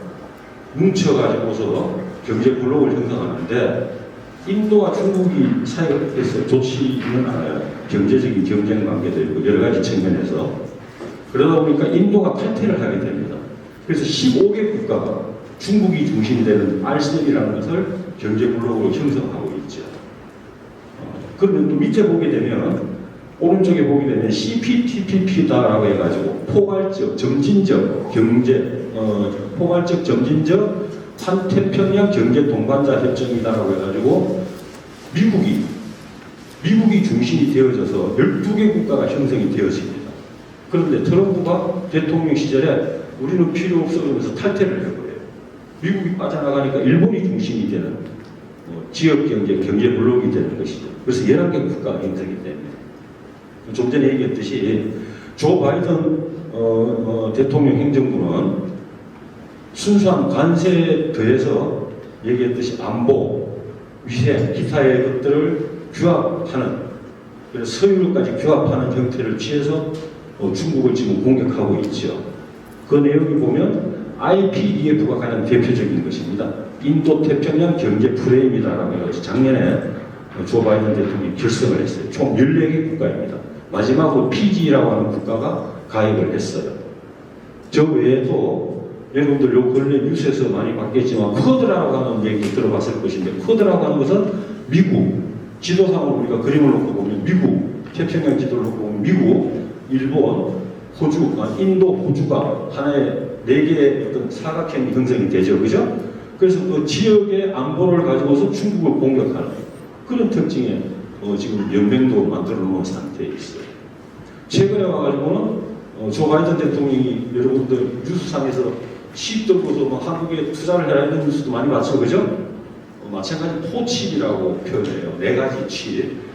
메모리 반도체를 얘기하는 것입니다. 그 다음에 팹이라고도 표현을 하기도 하는데 4라고 하는 것은 4개 국가를 얘기하는 것이에요. 미국, 반도체가 발달한 아시아 국가들, 한국, 일본, 대만 이렇게 해가지고 중국이 그 반도체 같은 것에서 약간 그 생산에서 결핍성을 보이니 연맹을 해서 공격하는 그런 특징들을 보이고 있다는 것이죠. 이렇듯 세계 경제 블록이 형성되는 이런 특징들에서 미국과 중국 간의 무역의 전쟁은 계속 유지가 되고 있는데 앞페이지에서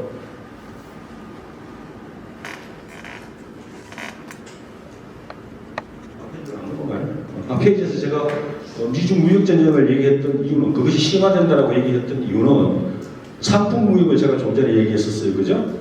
그렇지만 우리 K 콘텐츠와 같은 경우는 서비스 무역에 해당되는 것이 더 큰 비중을 차지하고 있고 그래서 서비스 무역은 결국 다른 어떤 무역을 포함하고 있는데 그것이 바로 디지털 무역이다라는 것이죠.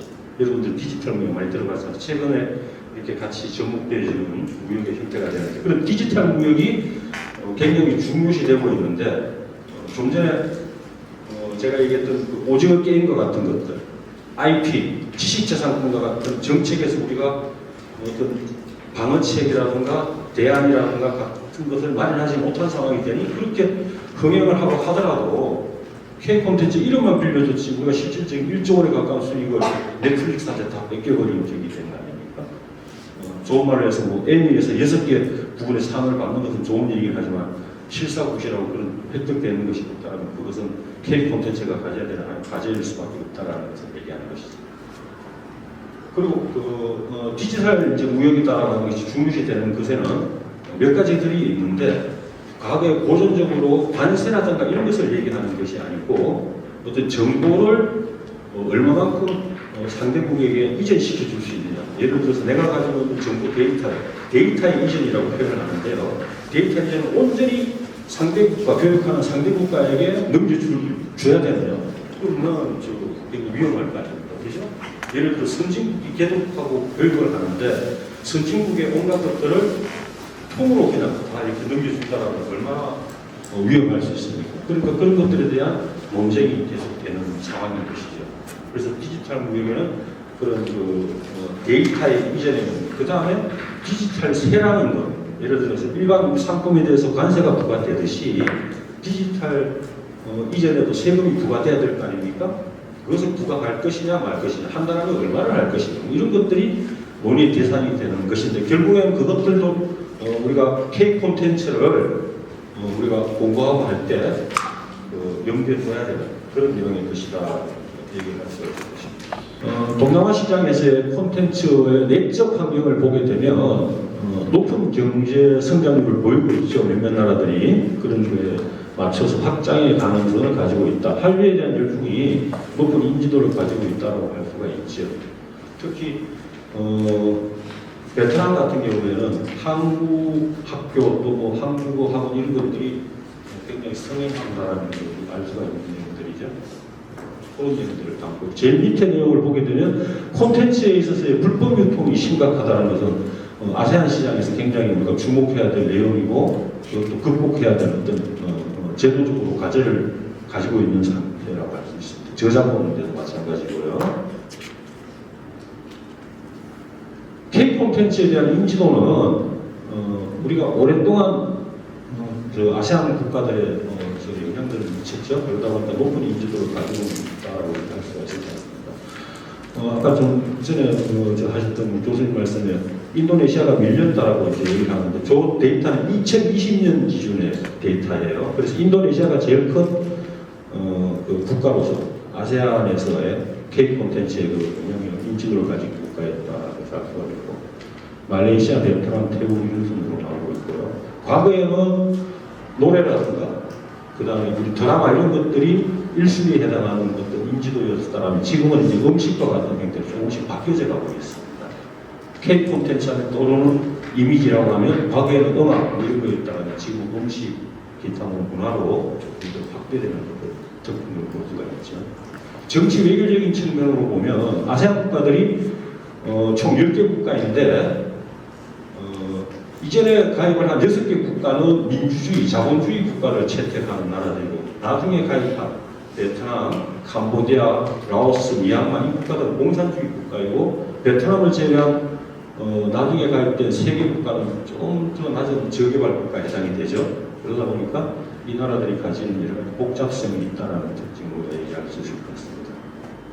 경제와 통상적인 분야로 봐서는 아시안 국가들이 이제 FTA를 다 결성하고 있는 그런 특징이고, 그러다 보니까 디지털 무역에서 좀 전에 얘기했던 데이터의 이전이라든가 디지털 세금에 대해서는 FTA와는 성격이 다르니까 그것을 어떻게 해결해 나갈 것이나 그런 논쟁들을 다 하고 있습니다. 이런 정도 봅시다.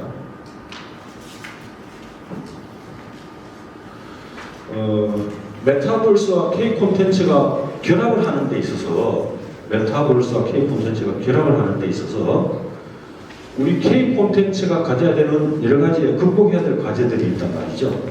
그걸 보게 되면 1번부터 6번까지의 내용들이 있는데요. 불법 복제, 저작권 침해로부터 보호가 될 수 있는 제도적인 장치가 필요하다. 그 다음에 4번 같은 경우로 가서 보면 MZ 세대들에게 수용될 수 있는 그런 특징의 것들이 있어야 될 것이다. 콘텐츠의 결합을 우리가 찾아내야 될 것이다.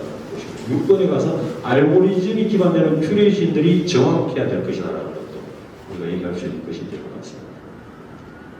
메타버스 콘텐츠와의 결합이라든가 팬덤과의 비대면 소통이 이제 그런 것이 또 될 수 있는데, 우리가 일반적으로 팬을 형성하고 있잖아요, 그죠? 그 팬의 형성들이 그룹을 일컬을 때 우리가 팬덤이다라고 얘기를 하는데, 팬과 팬덤과의 비대면 온라인 상에서의, 그 다음에 메타버스 상에서의 가상의 세계와의 접목 결합, 이런 것들이 진화되어져야 될 것이다라는 것을 얘기할 수 있을 것 같습니다. 디지털 플랫폼과의 결합도 마찬가지가 되겠고요. 자, 마지막 페이지가 되었는데 수출이 확대되기 위해서 갖춰야 되는 조건들, 수출 확대를 위한 검토가 되는 것들이 아세안 지역은 10개 국가가 다 다르죠. 그죠? 좀 전에 발표했던 인도네시아 같은 경우는 자체내에서도 다르고, 베트남도 마찬가지, 자체내에서도 다르고, 문화도 다르고, 인종도 다르고, 다양하고. 그런 것들이 어떤 공통의 문화권과 언어로 일치되어져야 우리가 투자에 있어서의 비용도 절감할 수 있는 효과가 있을 것이라고 얘기할 수가 있겠고, 새로운 중간 자체 플랫폼에 있어서의 어떤 중간의 매개의 역할을 하는 어떤 효율적인 중간자가 꼭 필요할 것이다라는 것들. 그리고 세 번째, 통상에 있어서는 디지털 무역, 좀 전에 얘기했던 것이죠. 데이터에 이전에 관계되는 내용의 것들. 그 다음에 디지털 산업에서의 플랫폼 서비스에 해당하는 것들. 또 제3국의 플랫폼을 경유하는 수출의 것들. 제3국을 통해서 경유가 돼서 수출이 되는 경우도 있을 수 있겠죠. 그죠? 그런 것들이 서로 고려가 돼야 될 내용인 것이고, 국제적 통상의 환경. 즉 아까 그림에서도 봤지만 RCEP에 포함되는 15개 국가, CPTPP에 해당하는 11개 국가, 그 다음에 인도태평양 경제 프레임에 해당하는 14개 국가에는 6개, 그러니까 7개 국가가 공통으로 포함이 되어져 있어요. 이 국가들은 그러면 어떤 환경에 맞춰야 될 것이냐. RCEP에 주도를 하고 있는 중국이 있는데, 그 다음에 CPTPP를 주도하고 있는 미국이 빠진 일본이 있는데, IPEF에 주도를 하고 있는 미국이 있는데, 같이 공통으로 가입되어 있는 몇 개 국가들이 있어요. 이 국가들의 어떤 역할들을 어떻게 해야 될 것이냐, 국제적 환경에 대해 조치 이런 것들도 분석을 해야 될 내용이 될 것이다. 그다음 수출 확대 전략으로 보게 되면요, 품질의 향상을 위한 전략, 정체성을 또 확립할 수 있는 전략, 세분화된 전략도 필요하겠죠. 그런 것들이. 그 다음에 정부가 최소의 규제를 통해서 기업들이 활발하게 수출 활동을 할 수 있도록 그 발판을 마련해 주는 것, 그런 것도 굉장히 중요할 것이고, 저작권 침해에 대해서 가져야 되는 대응의 전략도 굉장히 중요할 것이다. 이렇게 얘기할 수 있을 것 같습니다. 시간이 뭐 그렇게 된 요즘에서 전혀 마치는 것 같고요. 그래서 질문을 할 학생 있어요? 혹시 질문 있으면 한 명이나 2명 정도는 받을 수가 있을 것 같아요. 한 5분 정도가 있어서. 우리 김재민 학생. 오케이. 안녕하세요. 21학번 김치민이라고 하고요. 그 최경희 교수님께 질문드리고 싶은 게 있는데, 일단 인도네시아는 기존에 원래는 그 힌두교가 있었던 지역이었고 다신교를 믿는 지역이었었는데, 그게 어쨌든 유일신을 믿는 무슬림이 퍼진 그러니까 퍼진 나라잖아요. 그래서 어떻게 퍼질 수 있었는지 궁금했고, 이 점과 또 K 콘텐츠를 많이 환영한다는 점을 미뤄봤을 때 인도네시아는 뭔가 수용성이 높은 나라라고 추측이 되는데, 지속 가능성을 위해서 무조건 이들의 그 무슬림적 사고, 그 세계관에 맞추는 게 맞는지, 아니면은 그게 오히려 저희 나라의 그런 매력을 떨어뜨릴 수도 있잖아요. 그래서 어느 정도 선을 적당히 지켜서 다가가는 게 맞다고 생각하시는지, 또 이들의 이러한 무슬림적 가치관이 얼마나 지속될 것 같은지 그것도 좀 궁금했습니다. 네, 주죠. 저한테 질문이 들어올 줄 알았어요. 너무 질문해줘서 감사하고, 사실 그 힌두교 그 이슬람 얘기하려면 정말 시간이 되게 오래 걸리는 이야기이고요. 원래 힌두교, 사실 동남아의 대륙부나 해안부나 그 외래 문화에 대한 영향을 많이 받았고, 외래 문화에 대한 영향을 받기 전에는 당연히 토착 문화가 있는 거죠. 그리고 그렇기 때문에 인도 문화의 영향을 받았다는 것도 기원전 1세기, 기원 후 1세기, 그 전에. 그리고 그 전에 여러분, 그 현생 인류 중에 그 자바 원인이라고 들어봤죠? 자바 섬에는 자바 원인이 원래 있었어요. 그러니까 지금 우리 호모사피엔스잖아요. 호모사피엔스 현생 인류 중에 자바 원인이 있을 만큼 그 땅에는 오랜 사람이 살고, 그다음 문화를 향유하고, 그게 사실은 자바 문화거든요. 그게 토착 문화. 그런데 기원전 1세기 옆나라 인도 문화를 영향받아서 인도화되었다라고 이렇게 하는 거죠. 그러니까는 토착 문화하고 인도 문화는 근데 굉장히 영향을 유사한 점이 있는 거죠. 우리 토착 문화의 샤머니즘, 애니미즘 이런 것과 힌두이랑 맞물리는 거죠. 그런데 이 다신교가 어떻게 12, 13세기에 인도네시아의 무슬림이 전파되면서 주류가 됐는가? 그게 바로 15세기부터 19세기까지 인도네시아 역사예요. 그러니까 그게 해안부터부터 시작해서 내륙가에 무슬림이 전파되는 과정에 대한 얘기인데, 그러면서 전파가 됐다. 그러니까 일일이 설명할 수는 없고요. 그러면서 그들의 생각을 할 때 본인의 종교도 굉장히 중요하고 타 종교에 대한 존중도 문화적으로 배어 있다라고 하는 거죠. 그러면서 사실 독립 이후의 과정에서 사실 무슬림이 굉장히 지대한 영향을 했죠. 네덜란드 식민지를 경험을 하면서 이 나라들을 하나의 아이디어, 그다음에 소위 말하는 내셔널리즘이라는 걸 묶어내는 데 있어서 그 이슬람의 개혁주의적인 사상들은 인도네시아 내부를 하나로 묶어내는데 굉장히 기여를 했죠. 그래서 독립에 굉장히 기여를 하면서 근대 국가가 되는 과정에서 정치적인 영향력을 발휘하게 되는 거죠. 그러면서 숫자가 다수이기 때문에.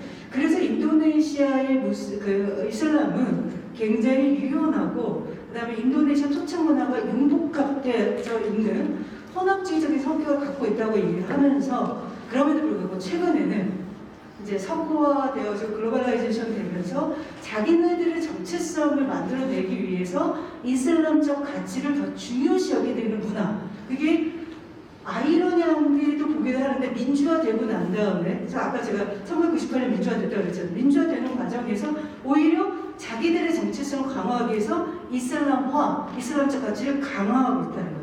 그러니까 민주주의와 이슬람화와 문화 다양성과 민주주의는 인도네시아에 보면은 융합 가능한 사회예요.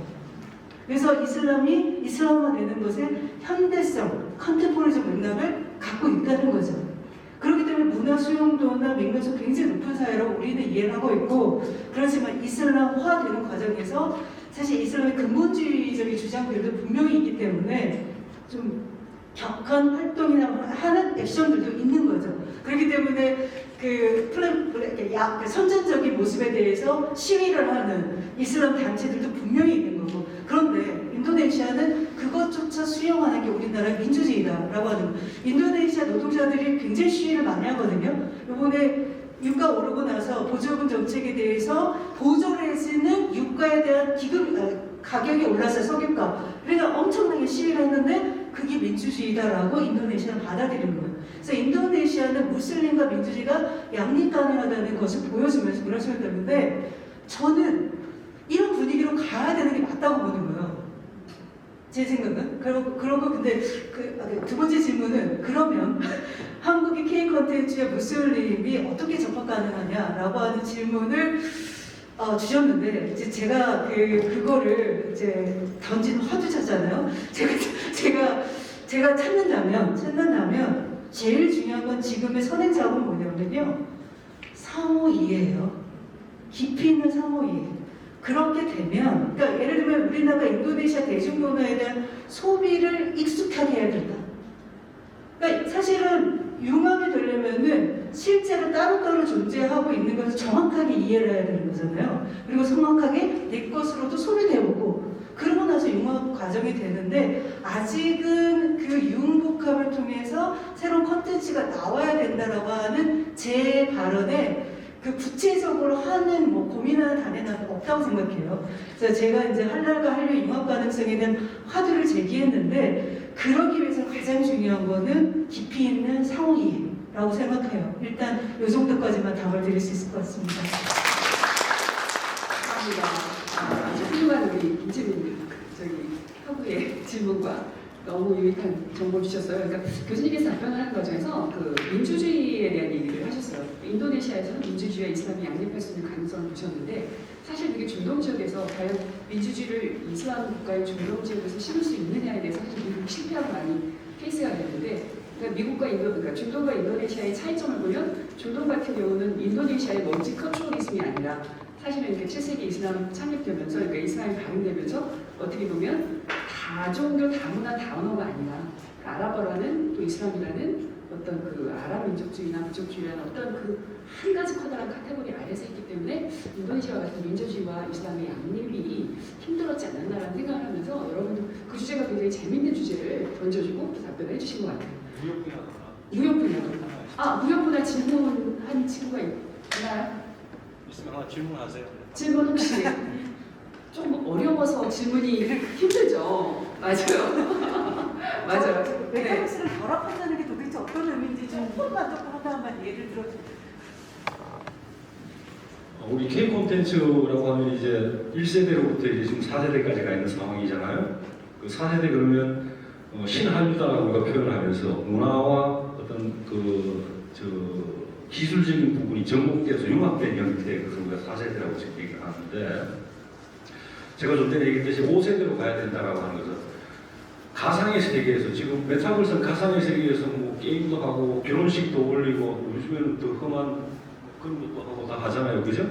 그렇듯이 이번에 코로나 상황이 2년 얼마를 경험하면서 온라인상에서 BTS도 그렇고 공연도 그렇고 이런 것들이 다 이루어진 상황이었지 않습니까? 그러다 보니까 그래서 세계가 되겠구나. 그러다 보니까 K 콘텐츠 역시 마찬가지 메타버스와의 그런 결합을 통해서 예를 들면 가상의 결혼식 충분히 가능하겠죠. 지금 여기 두 교수님께서 발표하셨던 융합의 관계들은 중동 지역이든 인도네시아든 그것이 뭐 어떤 종교이든 간에 뭐 그런 것들과 관련된 접목되는 형태도 이루어질 수가 있을 것이고 그렇죠? 그렇다면 메타버스는 기술적으로 더욱 진보할 것인데 K 콘텐츠는 그냥 우리가 4차 정도에서 머물러 있다라면 해외로의 수출이 과연 활성화될 수 있을 것이냐? 활성화되기 위해서는 당연히 메타버스와 같이 진화를 해야 될 것이고 그것은 같이 접목이 되어져서 K 콘텐츠도 같이 방향성을 같이 나가야 될 것이다라는 거죠.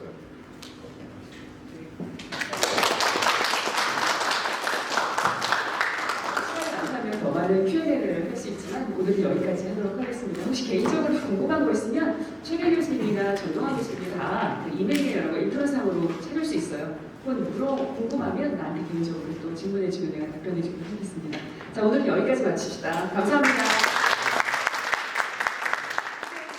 여러분들 오늘 K 콘텐츠 중동 이슬람 세계 K 콘텐츠로 세 분 모시고서까지 같이 한번 얘기를 나눠봤는데 여러분들에게 유익한 시간 됐으면 좋겠고요. 저도 또한 두 분 교수님들 발표 내용보고 굉장히 많은 것을 생각하게 하고 또 생각했고 많은 주제에 대해서 또 이런 식으로 또 연구 접근해야 되겠다는 아이디어를 많이 얻었어요. 그래서 여러분들도 나름 중동과 이슬람 시장에 대해서 이걸 이제 경제적인 그 관점에서만 접근할 것이 아니라 과연 우리가 문화적으로, 사회적으로 또 나아가 또 정치와 경제적으로 어떻게 하면 이것을 융합하고 또 재조합해서 여러분이 아이디어를 낼 것인가, 접근할 것인가를 생각하는 계기가 됐으면 좋겠습니다. 자, 오늘 유익한 발표해주신, 다시 한번 또 멀리까지 와서 이렇게 발표해주신 우리 최경희 교수님과 전동환 교수님께 다시 한번